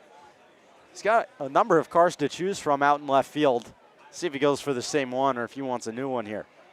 First pitch in the dirt. Good stop behind the plate by Gilbert Roth. Everyone will stay put. 1-0. I wouldn't be shocked if the Pack get Sauce in motion, but with the 5-run cushion, you really can just rely on your bullpen and just coast the rest of the way. The 1-0. Fouled straight back by Van Wee. Ball and a strike now. 6 cars in fair territory. 2 more in foul grounds out there in left field. Not the best place to park. The 1-1. That one right down the middle. 1-2. Still, that is the first time I've seen a car get hit. Seen a lot of close calls. Never seen a car get hit, and that's the first time. Ball and 2 strikes to Van Wee. Davis fires home, swing and a miss. Good breaking ball there from Davis. Van Wee goes down on strikes, and there's 2 gone here in the bottom of the 5th. Oh, here we go. Here comes Austin for it. Trying to keep the inning going. I'm selfishly hoping they bring in Dane Morrow because I think people are starting to realize that they broke their car windshield out there. Pitch to Austin for it. Swing and a miss, 0-1. There's a little crowd, miniature crowd gathering there. Definitely be interesting. I'm going to stay out of that one. The 0-1. Outside 1-1. I don't know if it's like a golf course situation where it can be the golfer's liable, but the homeowner is more than often liable. Right here, it's a city issue, and I don't think the Packers are liable. We'll have to check with our owner. The 0-1. And fouled away. We'll check during the inning break. Ball and 2 strikes now to Michael Austin for it. Brother Matthew reached on air to keep the rally going. Davis the 1-2, Sauce in motion. That one fouled away. As Austin Ford will just stay alive.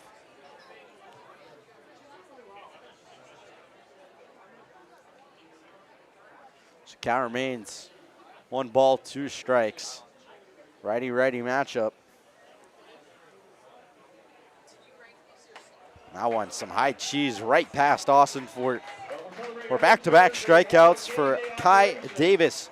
Comes in to relieve what was a huge inning for the Packers. 4 runs across for them on a plethora of hits. They grow their lead to 5, 9-4 as we'll head to the 6th.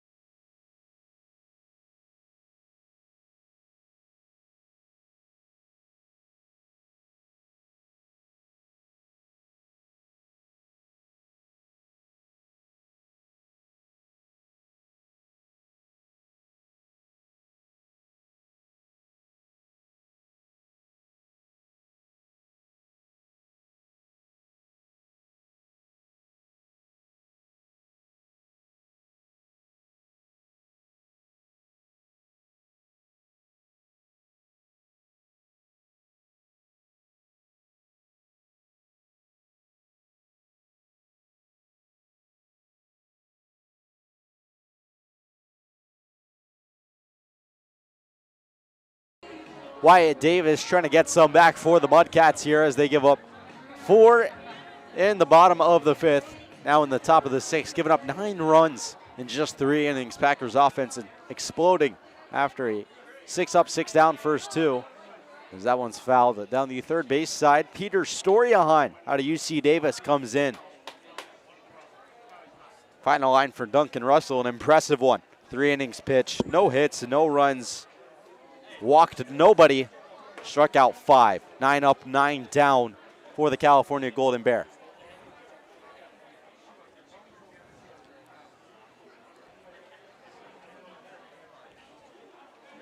Storiahan fires home, nasty breaking ball in there for a strike. 1-2 now. Like a bit of a cutter slider type pitch, but had a bit of snap to it. The 1-2 is just outside. Count comes level at 2s.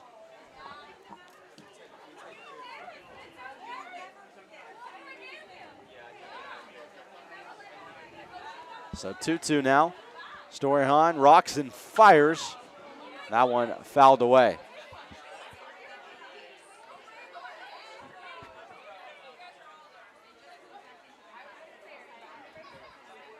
So we'll retry the 2-2 here. Davis a lefty, Storiahan a righty. A 2-2, and that one hit the other way. Long run over for Golden, and that one drops just fair. Golden will pick it up and fire it in. But a no-out leadoff single on a bloop hit for Wyatt Davis, and that puts a runner aboard.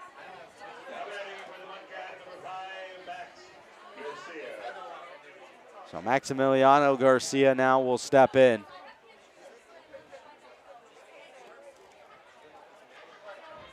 Runner off of first. Davis does have some speed. One of the prominent stolen base guys on this Solano team.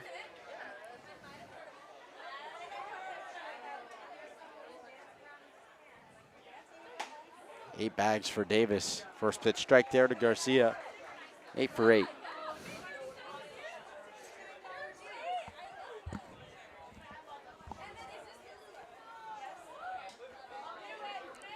The 0-1 from Storiahan. That one lifted into shallow center field. Brendan Lewis underneath it. He'll make the catch. One gone. The one away for Storiahan now. No movement from Davis. Not deep enough for him to even remotely think about tagging up. That'll bring up Cal Elvis.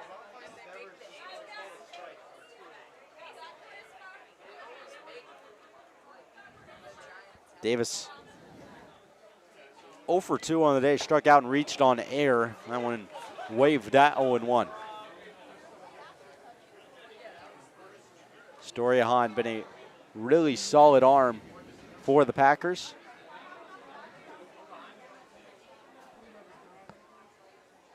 A 1-0. That one cut on and missed. 2 blown past him there. Quickly 0-2.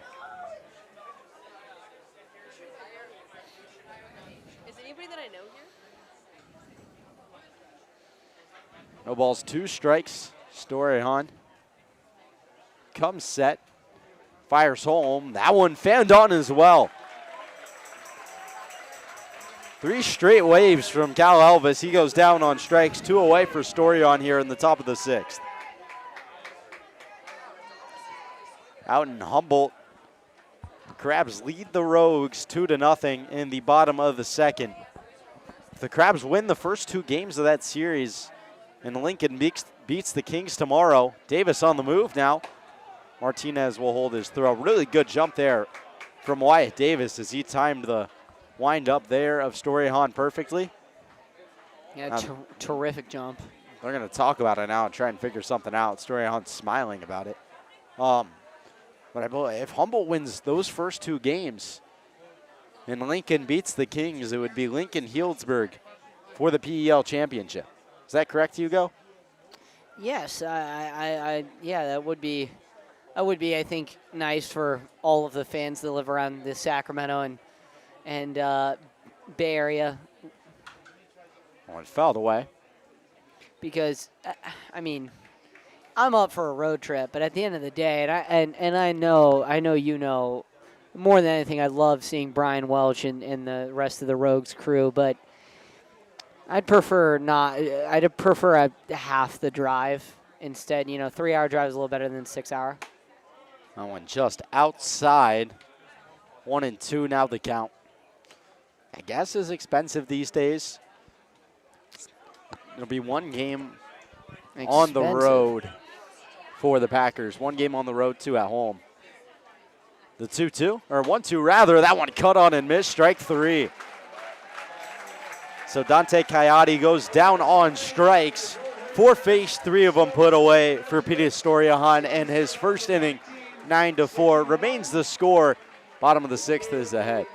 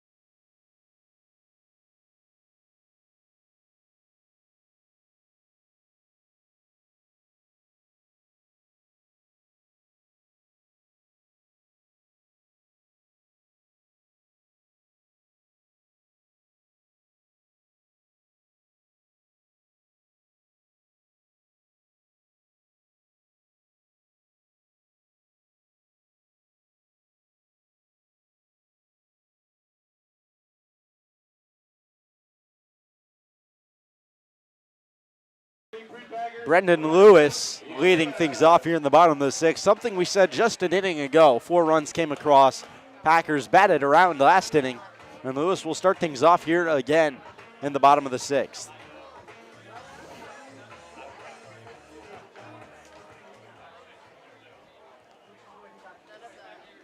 First pitch to Lewis from Kai Davis, who's working into his second inning of work. Technically has only gone 2/3 of an inning so far. Torres ended up going an inning in the 3rd. 5 hits, 6 runs, 5 of them earned, walked 1, struck out 2. As that one hit well back to left center field at the track, and making the catch is Wyatt Davis, as Brendan Lewis just missed out on one there.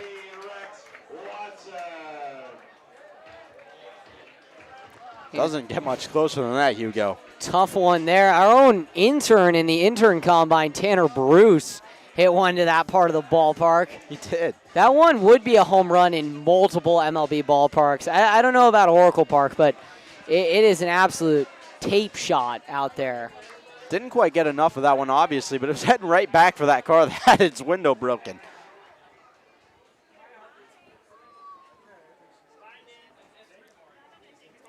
Now it is Rex Watson, who was 1 for 2 as a sac fly and a double.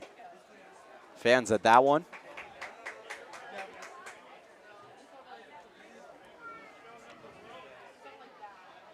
Oh, 0-1 the count now. Struck out looking to lead off the game for the Packers, but he's continued to stay hot. The 0-1 in there for a strike as well at the knees. 0-2 now. Watson DHing today. Not his typical position in the lineup. Played a lot of center field. The 0-2. One skips in the dirt. Ball and 2 strikes now to Watson.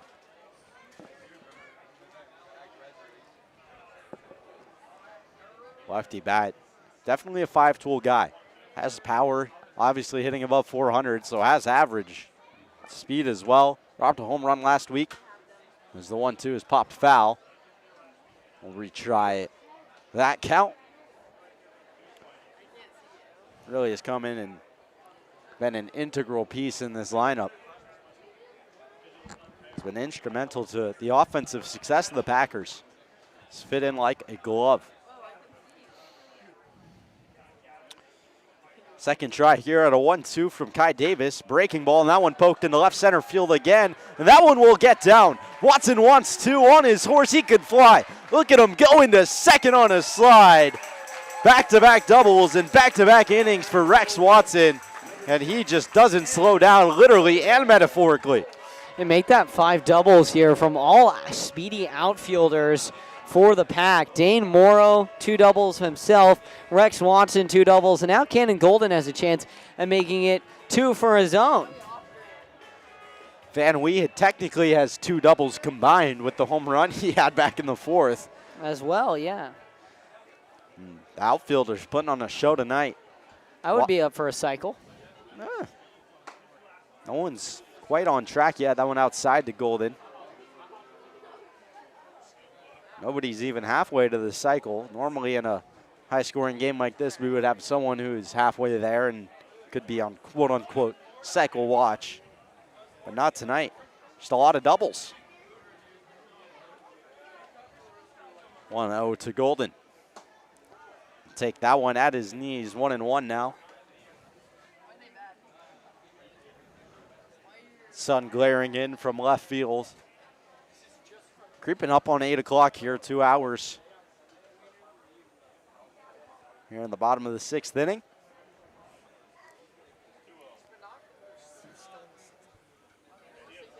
One is way outside. 2-1 now.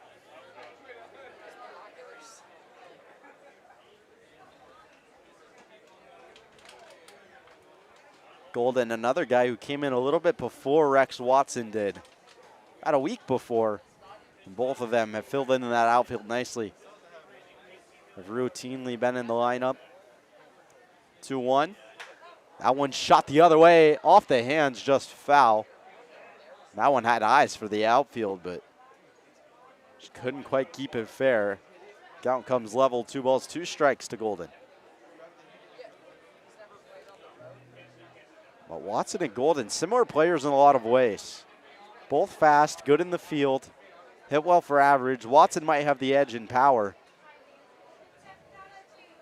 Kind of look alike too. Both lefties. Both have been fun to watch since they've gotten here to Healdsburg. 2-2 from Davis. That one chopped over to second. Stewart will collect onto first. 2 gone here in the bottom of the 6th. Watson moves up to third, so he 90 feet away for Trey Martinez.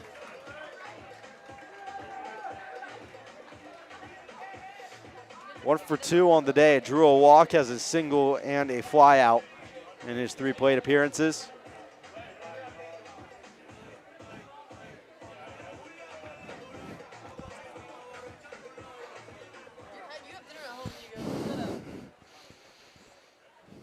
Pitch from Davis is a breaking ball. That one in there for a strike.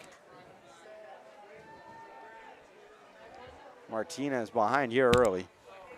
Kai Davis has thrown well since he came into this game. Allowed 2 hits.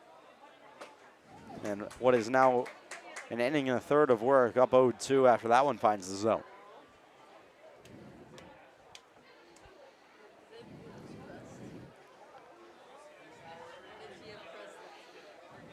Stranded runners on the corners last inning.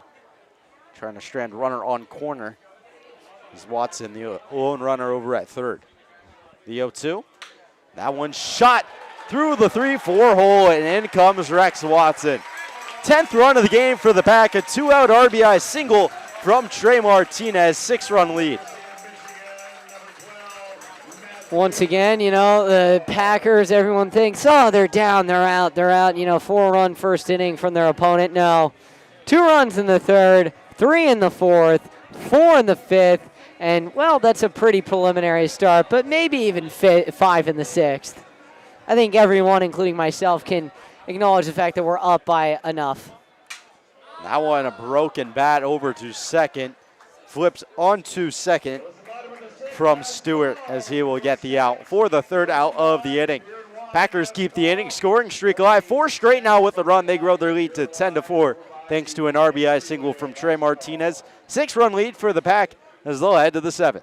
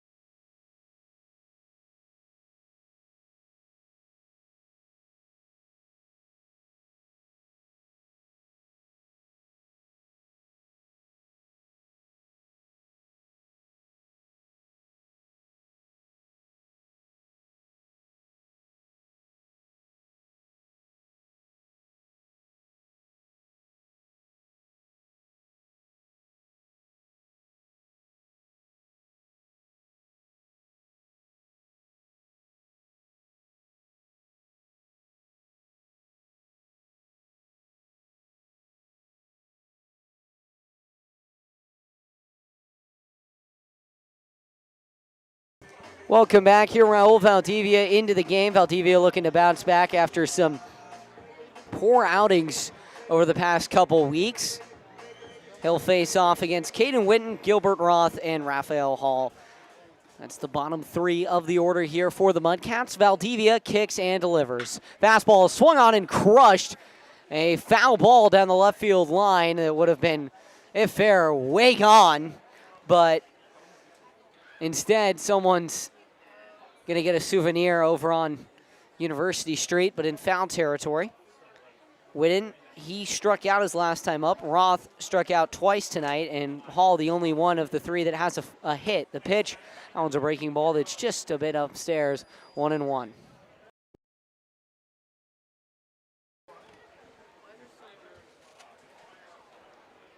One now, Valdivia kicks and delivers. Swung on and grounded hard to third. Picked up by Sauce. Throw the first in time. 1 down. Peter Storiahan, he goes an inning, gives up a hit, strikes out 2. Nothing more of note from the Aggie as he comes in to pick up Duncan Russell with a solid inning of work. We'll see how long they let Valdivia go.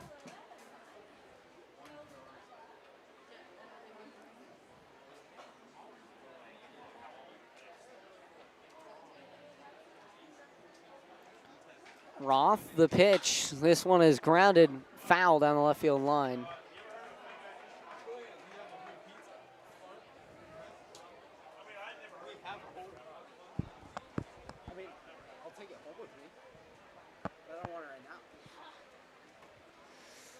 Our owner, Natalie Norman, has just delivered pizzas, ladies and gentlemen. The pitch from Valdivia is up at the head of Roth. He's able to duck out of the way of that one for ball one. Valdivia's just got to hold strong there. I'd imagine everyone's going one inning the rest of the way. Valdivia will throw the 7th, someone throws the 8th, someone throws the 9th. The pitch, that one falls right into the zone there. A breaking ball on the outside part, 1-2. Just trying to keep arms fresh. Championship series starts Tuesday. He got games tomorrow and Sunday. Just trying to let guys go to a spot where they're still fresh and feeling good. Valdivia delivers. That's a breaking ball just inside. 2-2. 5-0 now. The Crabs lead over the Rogues up in Humboldt. It is currently the bottom of the second, so the Crabs out to an early lead. Rogues likely saving Herman Luna for further games. They're going to really need him and his heroics. The pitch, and that one skips in the dirt. Well, 2-2 now. 3-2 rather. Jackson Kelly up in Humboldt. He's pitching. He had a no-hitter about a week ago. Right now a 2-hitter going on against the Rogues. 2 2/3 of work. He's already got 5 strikeouts as opposed to only 2 walks. Valdivia sets up the payoff on the way. That one is just upstairs, and a walk there for Gilbert Roth. It's a great battle there from Gilbert Roth just to stay alive. Valdivia threw him well, but lays off a close pitch there. A couple close pitches earlier in the count as well. And here comes Raphael Hall. 5-0 current score up in Humboldt. 10-4 here. The only 2 games going on in the PEL. Runner on first. Here's the pitch on the way. Fastball, big swing and a miss. A lot to contend with in Valdivia's fastball. He can put hitters in the hospital with it. Easton dealing with the family that comes, the family waterfall of text that comes with getting admitted into the Masters. The pitch, breaking ball, is just outside. Congratulations. Thank you. There's a lot going on right now. Wishing you luck in Augusta. Ladies and gentlemen, he'll be playing. He's got the 8:35 tee time. I'm going out with Scotty and Rory. Yeah, it's going to be a lot of fun. We're actually trying to win it as a 3-man scramble this year. That would be great. I think you could do it. You'd have to carry them, but with you could do it. With those two, probably. I don't know. Bryson DeChambeau might throw his club at Rory's head, especially after I know Rory's opinion about Bryson. Can't lie. I mean, you know, Bryson's a local guy. I love his YouTube videos. He does a great job. Just did one out in Sonoma County, but the live golf I never really understood. 2-1, 1 out. Here, the pitch on the way. That one's outside, 3-1. Especially for a guy who's just, he screams America in everything that he does. I mean, he's just, it wouldn't seem like he would go to the live golf tour, but you know, I know the money is enticing. 2-1, 1 down. 3-1 rather. The pitch. Swing and a miss. Swinging out of his shoes there.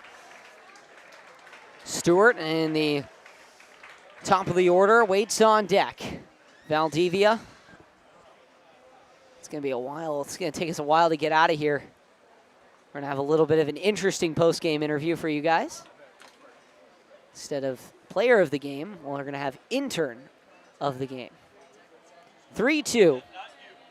On the way. The pitch. Swing. This one's fouled straight back.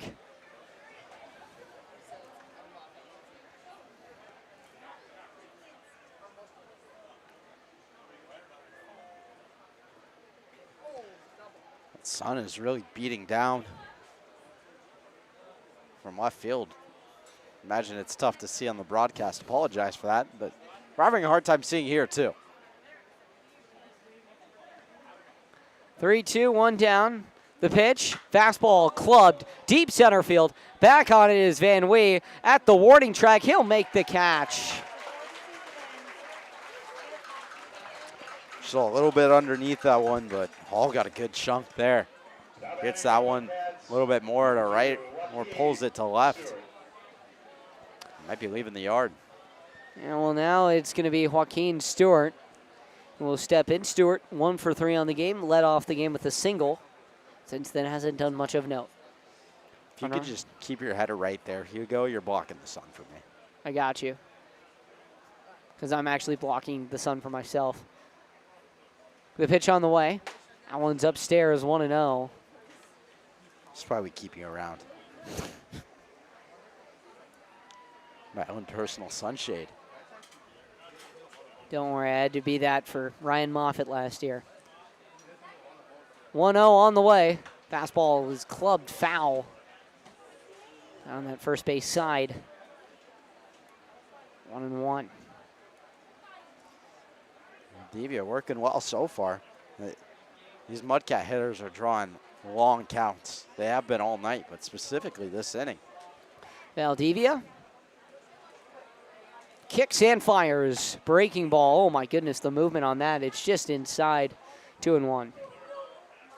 Well, I believe 2-1. Yeah, that's the count. Our scoreboard operator is currently on his phone. There we go. Got the count wrong. The pitch, and this one's skied into dead center field. Coming in on it is Van Wee. He will go full flying squirrel and make the catch. Oh, no. Oh, it dropped. And oh, no, Van Wee in some discomfort out there. Went full flying squirrel. And now time's going to be called. We're going to take a break as Van Wee. Actually, no, he's moving out there. He's going to get up. Just a little shook up. Grabbing that lower back a little bit. He kind of scorpion just a tad.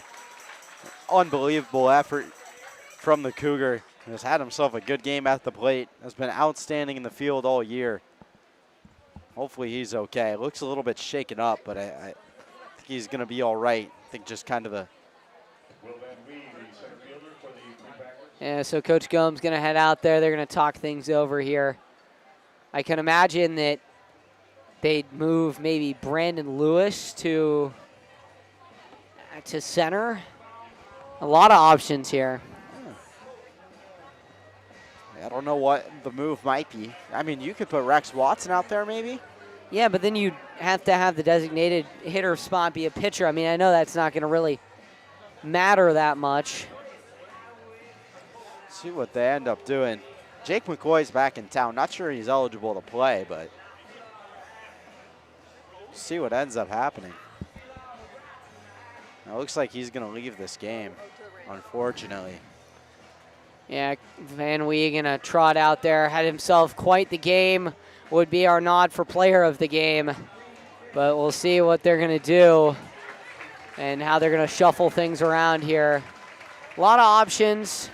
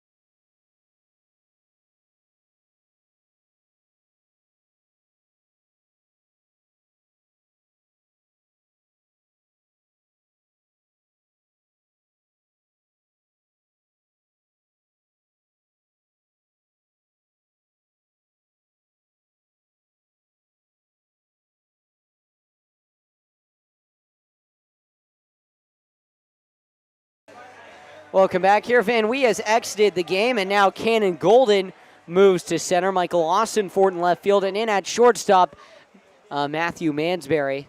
Raul Valdivia now with 2 down. He'll face Tyler Crudo. Crudo, former Sonoma State Seawolf. We'll see what he can do here. The pitch. Fastball is in there for a called strike. 0-1. Seawolf appreciation. Seawolf alumni night here, supporting all things Sonoma State.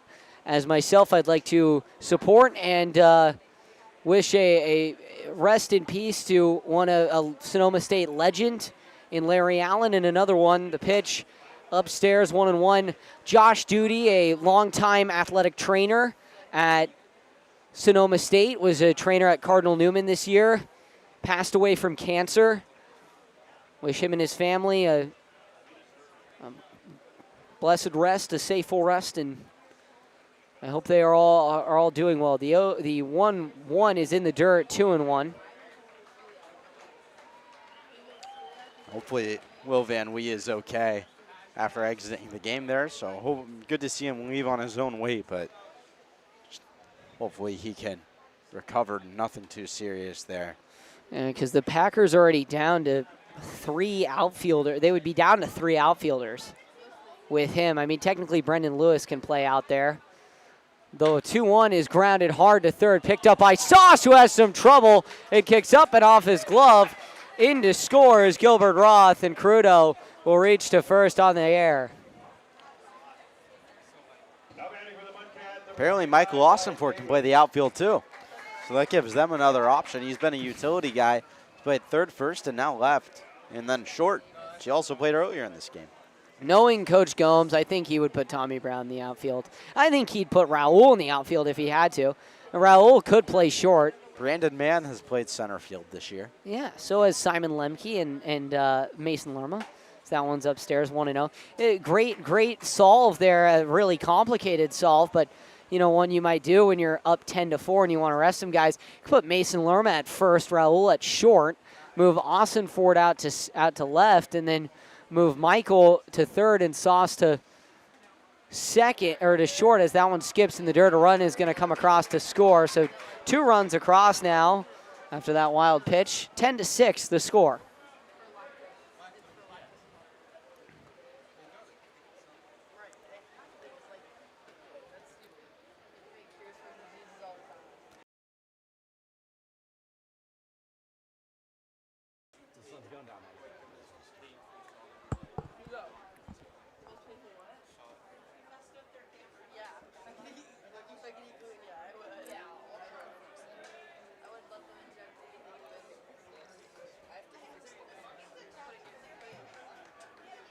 Looks like Mansbury has to tie his shoe up there. Yeah, a lot of Michigan Wolverines, Mansbury included. Wishing him the best. Would love to see him back here next summer, but don't know if that will happen. 1-0 on the way. That one's away of 2-0. So 2-0 now, 10-6. The Packers lead it after the Mudcats have rallied for a couple here. Pack will look to add on in the bottom of the 7th. First, we'll have the 7th inning stretch brought to you by the Healdsburg Community Band.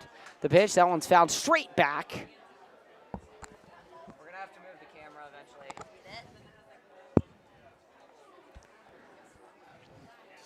2-1 here.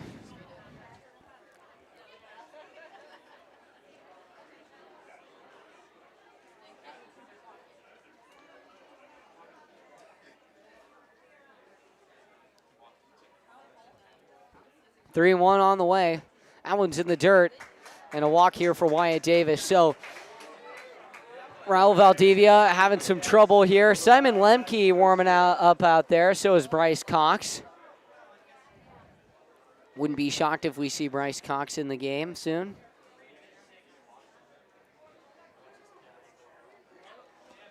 Max Garcia will step in. Powerful right-handed hitter, and the outfield's going to head back. So is the infield. They're going to start guarding the gaps. Game's getting closer by the batter here. The pitch on the way, and that one's way upstairs to Garcia, 1-0. Yeah, Solano with a home run here cuts it to 1, which would be a disaster for the Packers.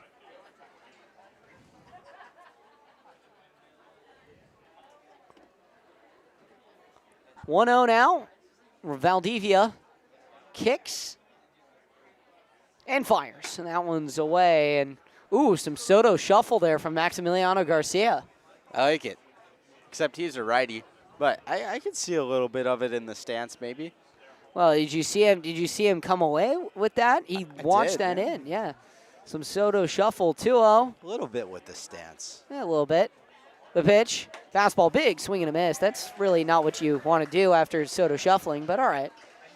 I'd say that swing was not as comparable to Soto shuffle. No, I think that's more comparable to Javier Baez, but. Yeah, fair enough. How a man has fallen. Javi Baez, a legend in 2016. Yeah, you can see the resemblance. I'm watching Juan Soto swing. The pitch. That one's in there across the letters. 2-2. Runners on first and second.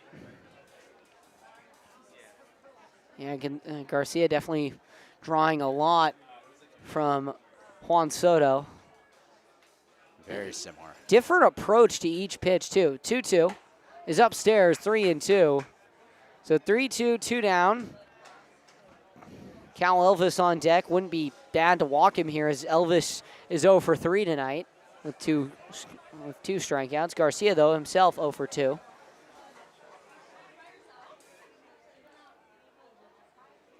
The pitch.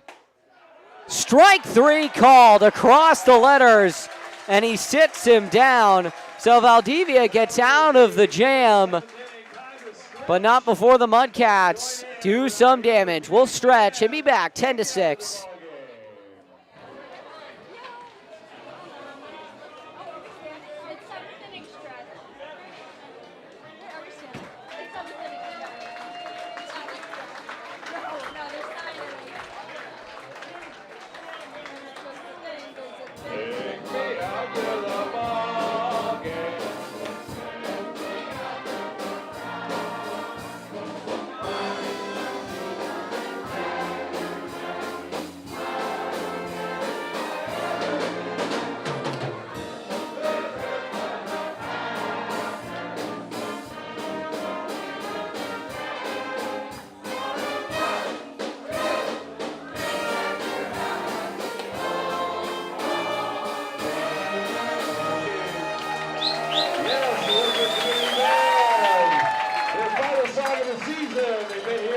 Most of the summer, they've been great.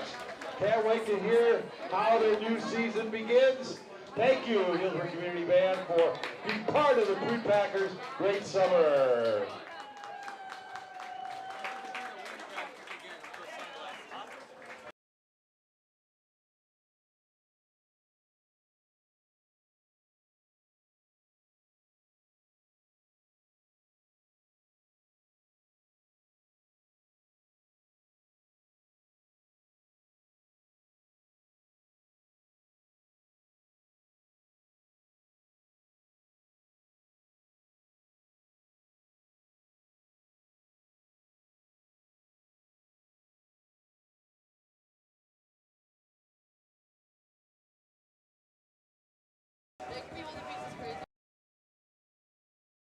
So we've stretched, and now we'll get set to start the bottom of the 7th. Dane Morrow now coming into the game. The pitch on the way to him is a breaking ball that falls right into the zone for called strike 1. Christian Rambo on the mound now for the Solano Mudcats. Pitch on the way, and that one's in there. Called strike 2 to Morrow. Packers have held this lead for the past couple of innings. And try and keep it going here in the bottom of the 7th. Morrow. The 0-2 on the way. Breaking ball is upstairs, 1-2. And Morrow, 2 doubles. Back-to-back innings, back-to-back at-bats in the 4th and 5th. Got lasting off at the plate, but trying to keep things going. Pitch, and that one is grounded through into right field for a base hit. Dane Morrow getting the inning started strong.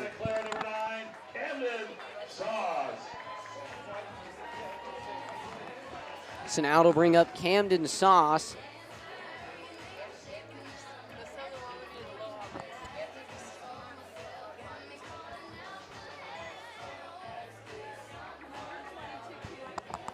Quite the walk-up song. SOS, Sauce's last name spelled SOS. The pitch on the way. Big swing and a miss on the fastball there. Cuts through the heater. 0-1 now in the bottom of the 7th. Morrow leads away at first. Packers lead it 10-6 here in the bottom of the 7th. 0-1 on the way from Rambo. That one's away, 1-1.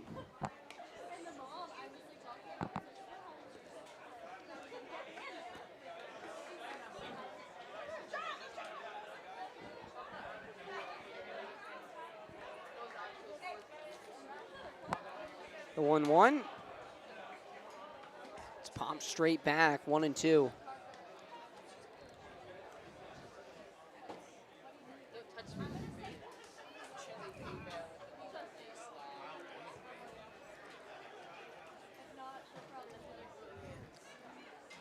One-two now to Sauce. The pitch on the way. Runner goes, is outside. The throw down to second is not in time. Morrow in there safely. Another stolen base for the Wolverine. He is now 3 for 4 today with another swipe bag. 2-2 count now. 2 Sauce. 1 for 3, 2 strikeouts, a single his last time to the plate in the 5th. Trying to bring home Morrow. The pitch. That one skips in the dirt at the feet. 3-2 now. Really good at bat here from Sauce, just staying alive, fell behind early. A lot of really resilient at bats from both sides today. Well, now Matt Mansberry will step into the on deck circle. The pitch on the way. 3-2 is way inside, and Sauce walks. So now runners on first and second for another lethal man in Matthew Mansberry.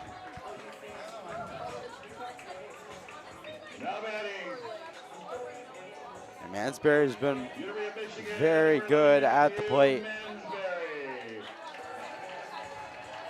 Has some pop, but really just hits well for average. Hits really well with runners in scoring position. Has certainly been a key piece, especially coming in as a high schooler. That's something you would expect with how much he's contributed. First pitch to Mansberry is in there on the outside part of the plate for a called strike. Upon checking with the TrackMan, that one was about 3 feet off of the outside. Great framing job from Roth. That is, or the umpire just cannot see. 0-1 on the way. That one skips in the dirt, 1-1. Surprised it's not 0-2. 1-1 now to Mansberry. Runners on first and second.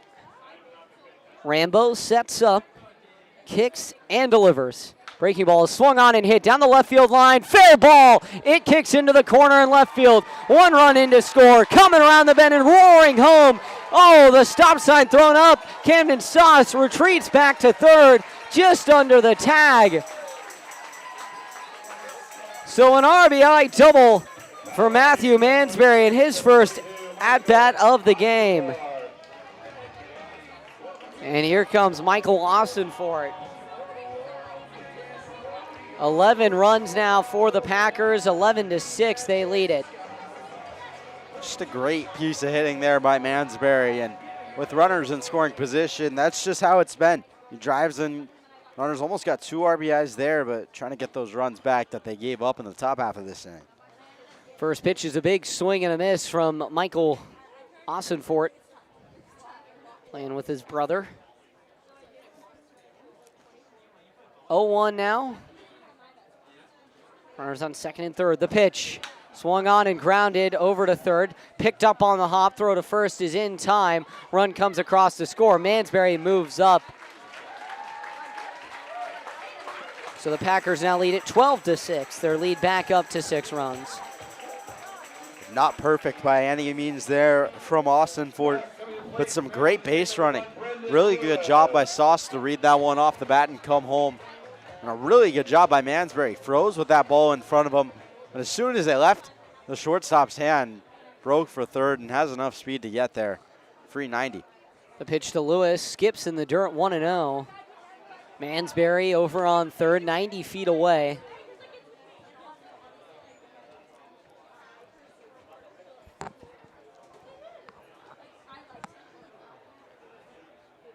1-0 on the way to Lewis. Also in the dirt, 2-0. Lewis hitting the ball really well. It's 2 flyouts, both of them to left field. One of them almost left the yard. Just hasn't been rewarded yet. 2-0 on the way. Breaking ball is swung on and driven deep left field. Back on it at the track and making the catches. Davis Mansberry will come along home, and another sac fly for the Packers as they now lead it 13-6. 3 straight innings with an at-bat for Brendan Lewis. And in all 3 of them, he's flown out to left field.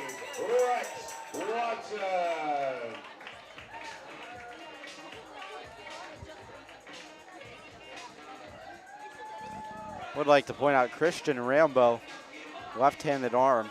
7 appearances this year. He's 0 for 1, 12 innings pitched, a 20.43 ERA. I have a feeling that's going to climb a little bit. 28 earned runs in 12 innings. That's bad. There's the pitch to Watson. He pops this one up straight back. Foul ball for strike 1. Rambo, yeah, now he's got 2 earned runs tonight. It's going to climb. Got to wonder what he's done. Just South Bay Storm got into him, it looks like. A lot of outings where he's given up 2 runs in 1 And there's another one deep right field. No doubter. Rex Watson. What can he do? Goodbye. 14-6. Solo shot. A bomb for Rex Watson. And the Pack lead it 14-6. Well, if that ERA wasn't going to climb before, it's certainly going to climb now. 395 feet, 97 off the bat of Rex Watson. And he can just sling it. Has been unbelievable all year. Just won't stop.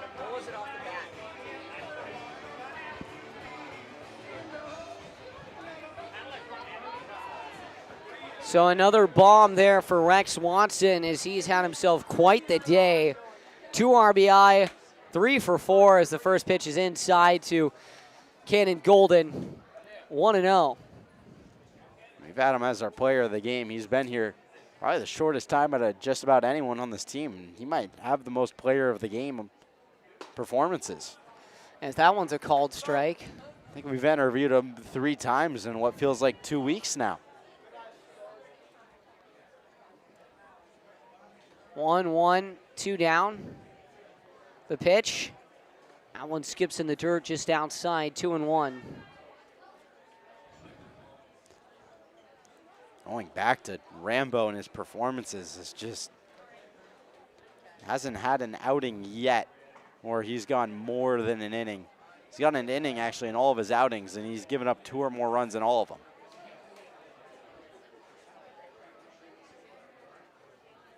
2-1 on the way. Swung on and driven, but foul down the right field line.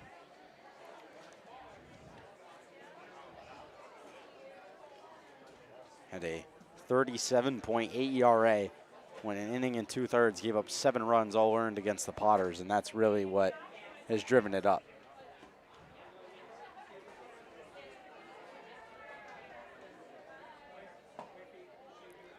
That one's low. 3-2 now.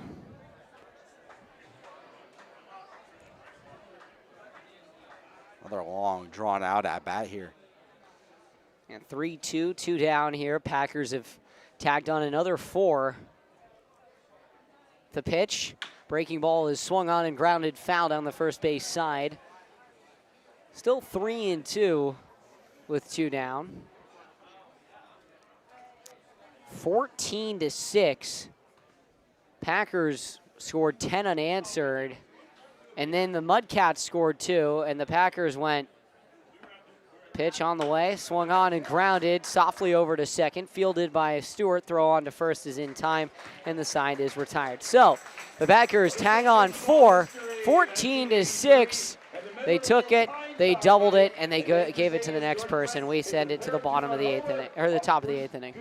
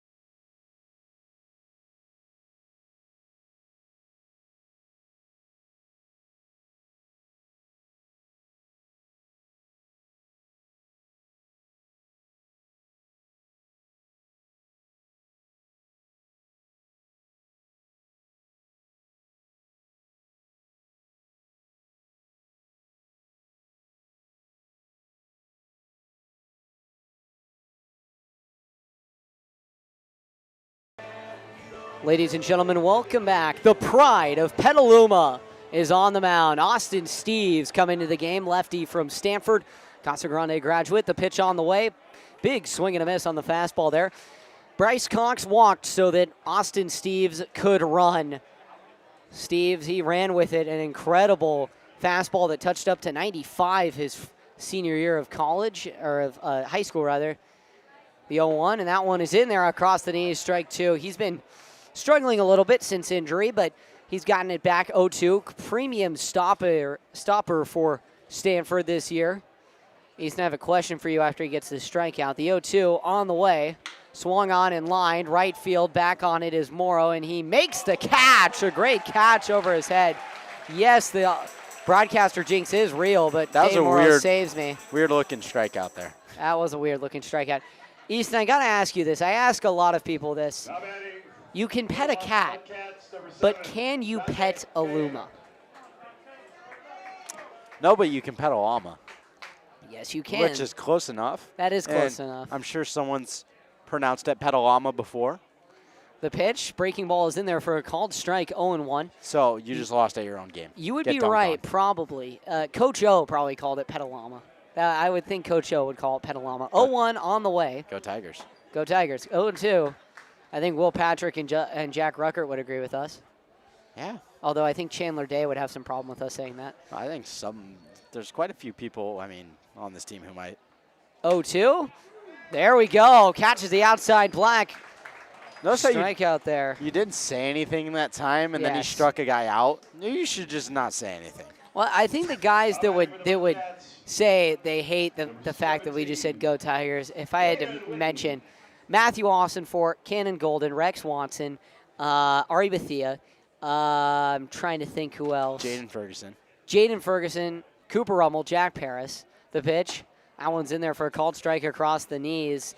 Caden Witten. Cannon Golden, did you say him? Cannon Golden, I did. I believe I did. And I'm trying to think. Raul Valdivia. 0-1 on the way. Breaking ball is in there for a called. Oh, that's a called ball low there. Painted the bottom of the zone, but called the ball. 1-1. Yeah, Sacramento State was able to take down LSU in a 3-game series. The 1-1, high and outside, 2-1. LSU, though, has responded with having probably the best 2028 class known to man, and I think one of the better 2027 classes. So they're very excited with the young bucks they have. 2-1 is swung on and foul tipped right into the glove of Martinez. Strike two. Yeah, it was a tough year for the Tigers last year. Did not particularly perform well, missed the tournament, which isn't something you see a lot from them, but looking for a bounce back year. The 2-2 swung on and fouled into the cradle of Martinez there. 2-2.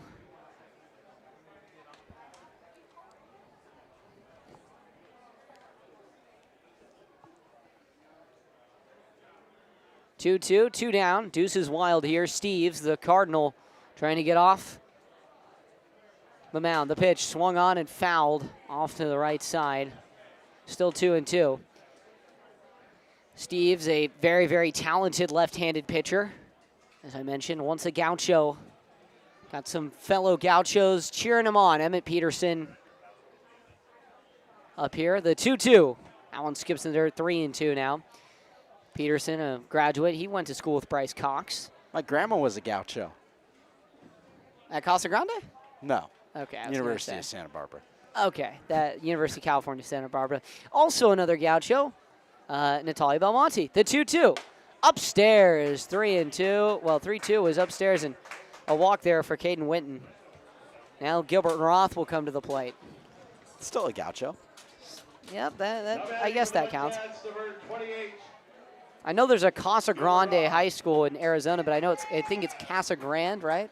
No, it's Casa Grande. It's Casa Grande. Yeah. I know. Are they the Cougars? I don't know. That's really far away, and I try not to think about that place too often. Is it akin to going to Elko, Nevada? The pitch is way inside there, 1-0. Never been. Well, I've never been to Casa Grande. We played Little League All-Stars in Casa Grande, and got hit by some monsoons out there. Oh, yeah, that sounds just beautiful. 1-0 now. Steves checks again the pitch. That one skips in the dirt, 2-0. He struck out Dante Coyote, that was a matchup we definitely saw in high school, Coyote versus Steves. Coyote being at Petaluma and Steves being at Casa Grande. Do you know what that rivalry is called between Petaluma and Casa Grande? Hugo, I've lived here for 2 months. I have no idea. 2-0 is at the knees, 2-1. All I'm going to say is there's the Petaluma Leghorns. There's a lot of chicken culture in Petaluma. A lot of agriculture. Chickens happen to be a big part of that. Can you guess from that hint? After this 2-1. 2-1 is inside and almost got him, 3-1. The Chicken Bowl. Close. Does it say chicken? No. The Egg Bowl. Yeah, there you go. The Egg Bowl. I had a 50-50 shot, it felt like there. 3-1 now, Steves. The pitch on the way to Roth. Caught him looking. Oh, the umpire thought there was 2 strikes on him. 3-2. Oh, no. Oh, no, disaster. Rung him up, strike 2. I think that's, if I was umpiring this game, I would ring him up on every pitch. 3-2, 2 down, runner on first. He will go. The pitch. Swing and a miss. Austin Steves, dominance on the mound. The Petaluma native strikes out 2 en route to an efficient inning. 14-6 when we return.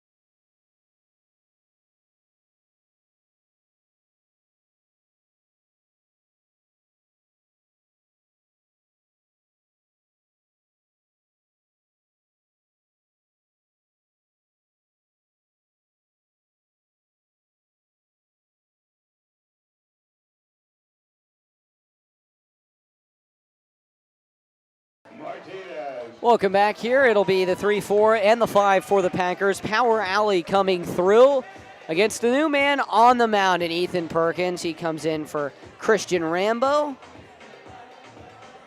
Cade Taylor, who exited the game, he is not in line for the loss. Gave a solid 3 innings of work with 5 strikeouts. Instead, it is Joseph Torres in line for the loss. The first pitch is fouled straight back off of the catcher's leg. 0-1.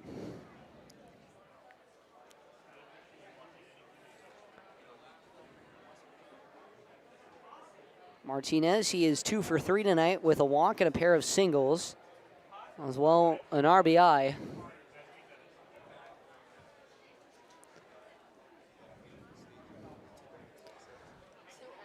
Oh, 1 to the Triton. The pitch on the way.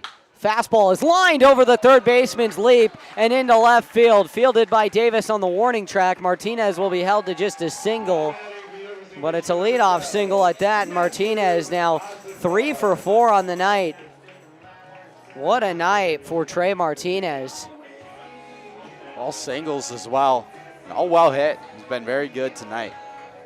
Yeah, Martinez over at first out of UCSD, a school known a little bit more for their aquatics and their golf. The pitch, breaking ball is in the dirt, 1-0. Hosting the next, I believe, next two water polo national championships for men. Stanford hosted it the past 2 years, so excited to go down south. The 1-0. Fastball, big swing and a miss from Austin Fort, 1-1. Austin Fort himself looking for his first hit of the ball game. Reached on an error and a fielder's choice in the 5th and 6th. 2-0 on the way. Fastball is across the letters for a called strike, 2-1. 14-6 the score here. The Packers have scored all 14 runs on each inning since the 3rd. 2-1 now. The pitch from Perkins. That one is in there, and it struck him out looking. I thought there was only one strike on him. He didn't think so. He went straight to the dugout. All right, maybe we missed something. So rung up with 2 strikes, so that's out number 1, I guess. Dane Morrow now to the plate. He's also 3 for 4. Pair of doubles, and a couple RBIs, and a single. Runner on first. Here's the pitch to Morrow. It's a fastball just away there, 1-0.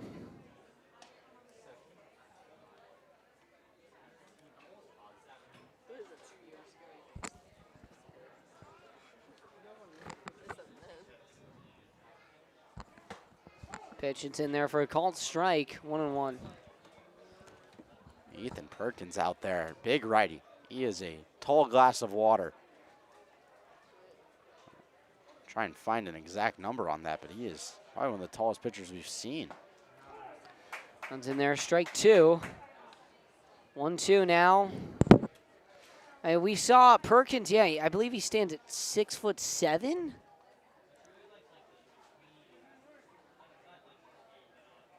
The pitch, inside and almost got him. It's going to kick all the way to the backstop, and over to second on it is Trey Martinez. Damon Humble in the top of the 5th, 6-1 Crabs. For a quick score update there. Try and get a height here on Perkins on the mound. 2-2. Swing and a miss. And Morrow goes down on strikes. Perkins sits him down. Now batting from Santa Clara, number 9, Camden Sauce.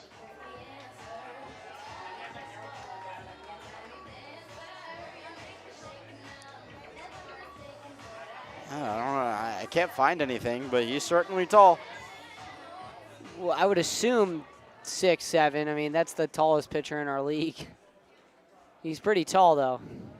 Pitch from Perkins. Fastball is swung on and fouled straight back by Camden Sauce. Last chance here for the Packers as they lead at 14-6. Not much insurance needed. He is listed at 6'7". There we are. He's grown an inch since high school. Oh, there we are. I believe we might have a pitcher 6'9", but these guys, they remind me, the tall pitchers remind me of Sean Jelly. 0-1. That one is grounded hard to third. Fielded there on the hop. Throw to first is in time, and the side is retired. So the Packers are retired shortly, and we will head to the 9th inning, 14-6.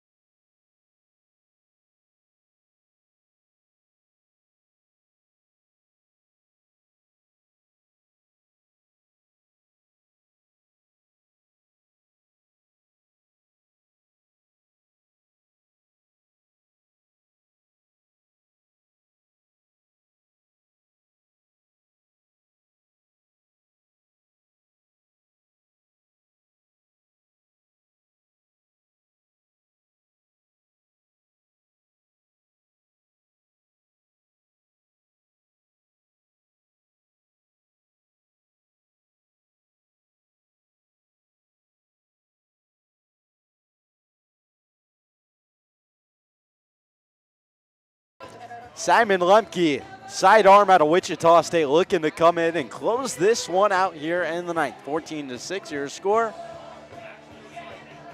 Trying to slam the door shut. Get the Pack back on the right track. 1 game losing streak right now, although it's not a streak if it's only one. Trying to get back in the win column.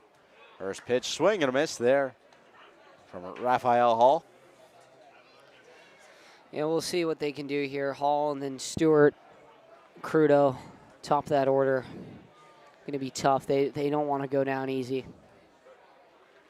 The 0-1 misses up and away. Ball and a strike now to the lefty. Lemke comes in with an arm angle, about level with his shoulders. Chris Sale-esque, but from the other side. As that one smoked over to Mansberry, but right at him for the first out. There we go. That's what the Packers need. Just really quick, shut the door. So 1 gone for the Mudcats. Be Joaquin Stewart. And at the top of the lineup now, for Solano. Tyler Crudo awaits on deck. No pinch hitters in sight for them quite yet.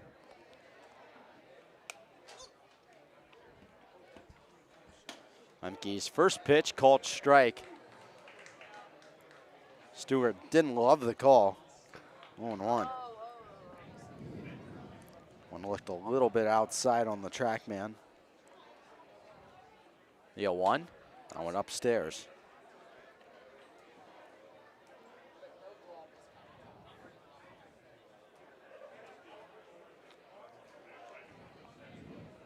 Ball on a strike now for Lemke. That one sky to right field. Dane Morrow trots in, and he will let it go over his head. Oh no, Golden now picks it up behind him. He'll throw it in. Not sure what happened there. Morrow didn't even come near that. That was some miscommunication, not something you want to see, but luckily for the Pack, you know, it's just a double, try and get out of it, get Crudo here, and then move on, get Davis, and head into the weekend, get also much closer to a 37-7 regular season potentially, which would be great to see. So it's a double for Stewart because nobody touched it. I believe that's going to be the ruling. We'll have a look here. Yeah, he'll be credited with a double. Tyler Crudo now with a runner on second.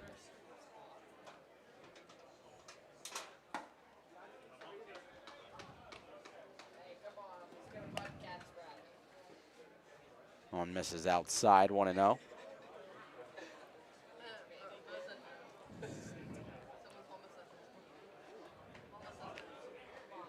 The 1-0 slashed foul down the first base side.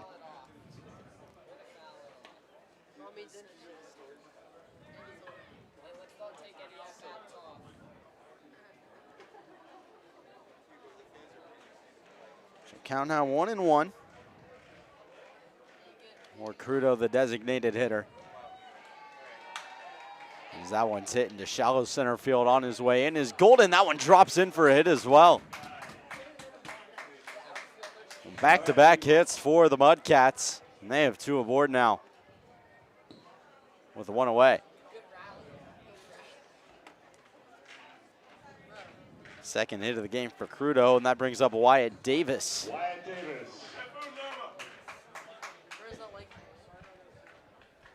Back-to-back bloop singles. As Davis will take a pitch on the inside black, 0-1. Well, at least, you know, you set up the double play here. Had 6 runs on 7 hits, now 6 runs on 8 hits. 0-1. Waved at by Davis, 0-2.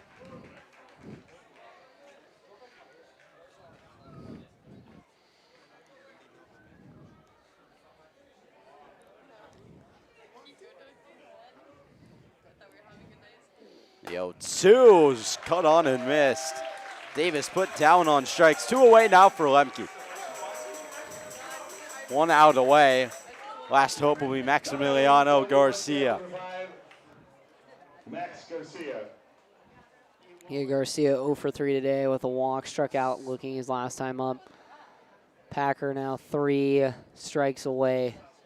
Closing the door here on the Mudcats. They face him again on Sunday to wrap up the season. First pitch from Lemke's outside.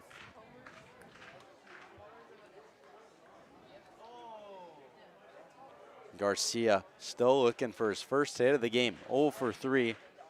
Walked back in the first, but a power bat that hasn't found much tonight. 0-1. That one hit sharply down the first base side, but foul. No, the movie was so good. Wasn't the Odyssey so good? Ball and a strike now.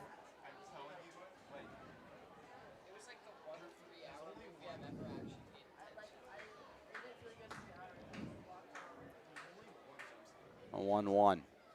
Lemke comes home. Slider misses away. 2-1.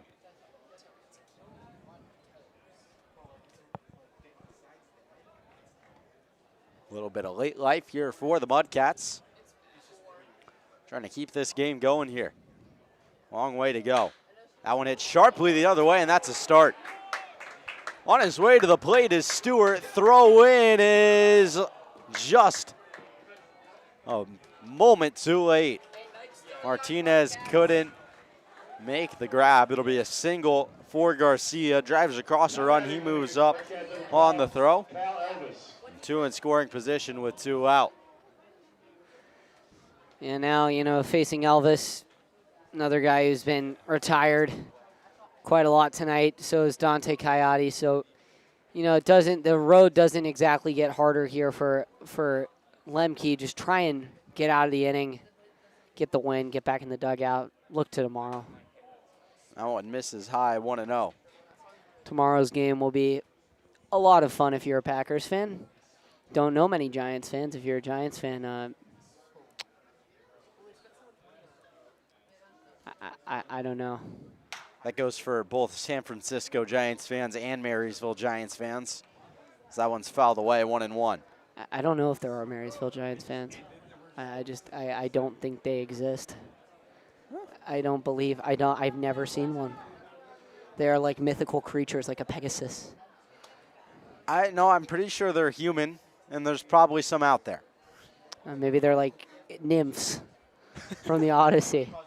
They're just nymphs. They spawn in the trees. No. I don't, no. Yeah, no, doubt it. Seriously, slim odds. 1-1 now. I just don't think they exist. And still Cal Elvis. So I guess we're playing the California Red Tails tomorrow, I heard. Through the grapevine. One of the nymphs told me. 1-1. Lemke on his way. Nasty breaking ball in there. Buckled Elvis at the knees. Here come the claps. Try and get the claps going. 1-2. Lemke deals home. Tapped foul at the plate. Elvis will stay alive.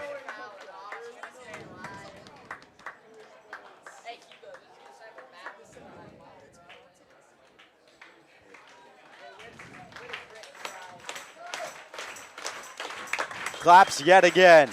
Again the 1-2. Lemke comes set, fires home. That one hit well into right field. That's down for a base hit. One in to score. Pumping the brakes is Garcia. It'll be a 2-out single to put runners on the corners from Cal Elvis.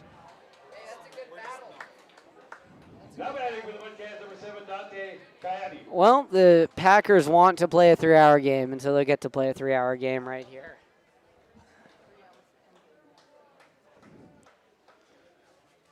We have a question in the chat. I know it's 2 outs, top of the 9th, but the Packers website link shows that the standings are Mudcats 1, Potters 2, Packers 3.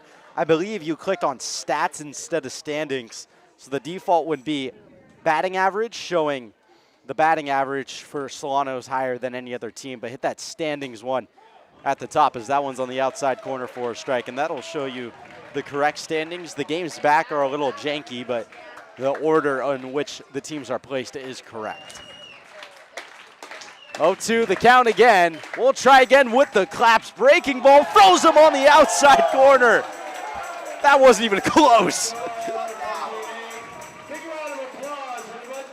Coyote put down on strikes. Lemke gets the job done. And for us here at Rec Park, that's all we have tonight. No post-game show. We're going to wrap it up quickly because we have some internship night festivities to get to. We appreciate you guys tuning in. Final score of the game, 14-8 Packers take the win, 13 hits for them to the 8 of the Mudcats. 3 errors to the back, 2 for the Mudcats. 14-8 your final score from myself, Easton Stockford, Hugo Traverso, Julian Corey, Nolan Brenner, our whole crew here at Rec Park. We wish you a good night, and we will see you guys later.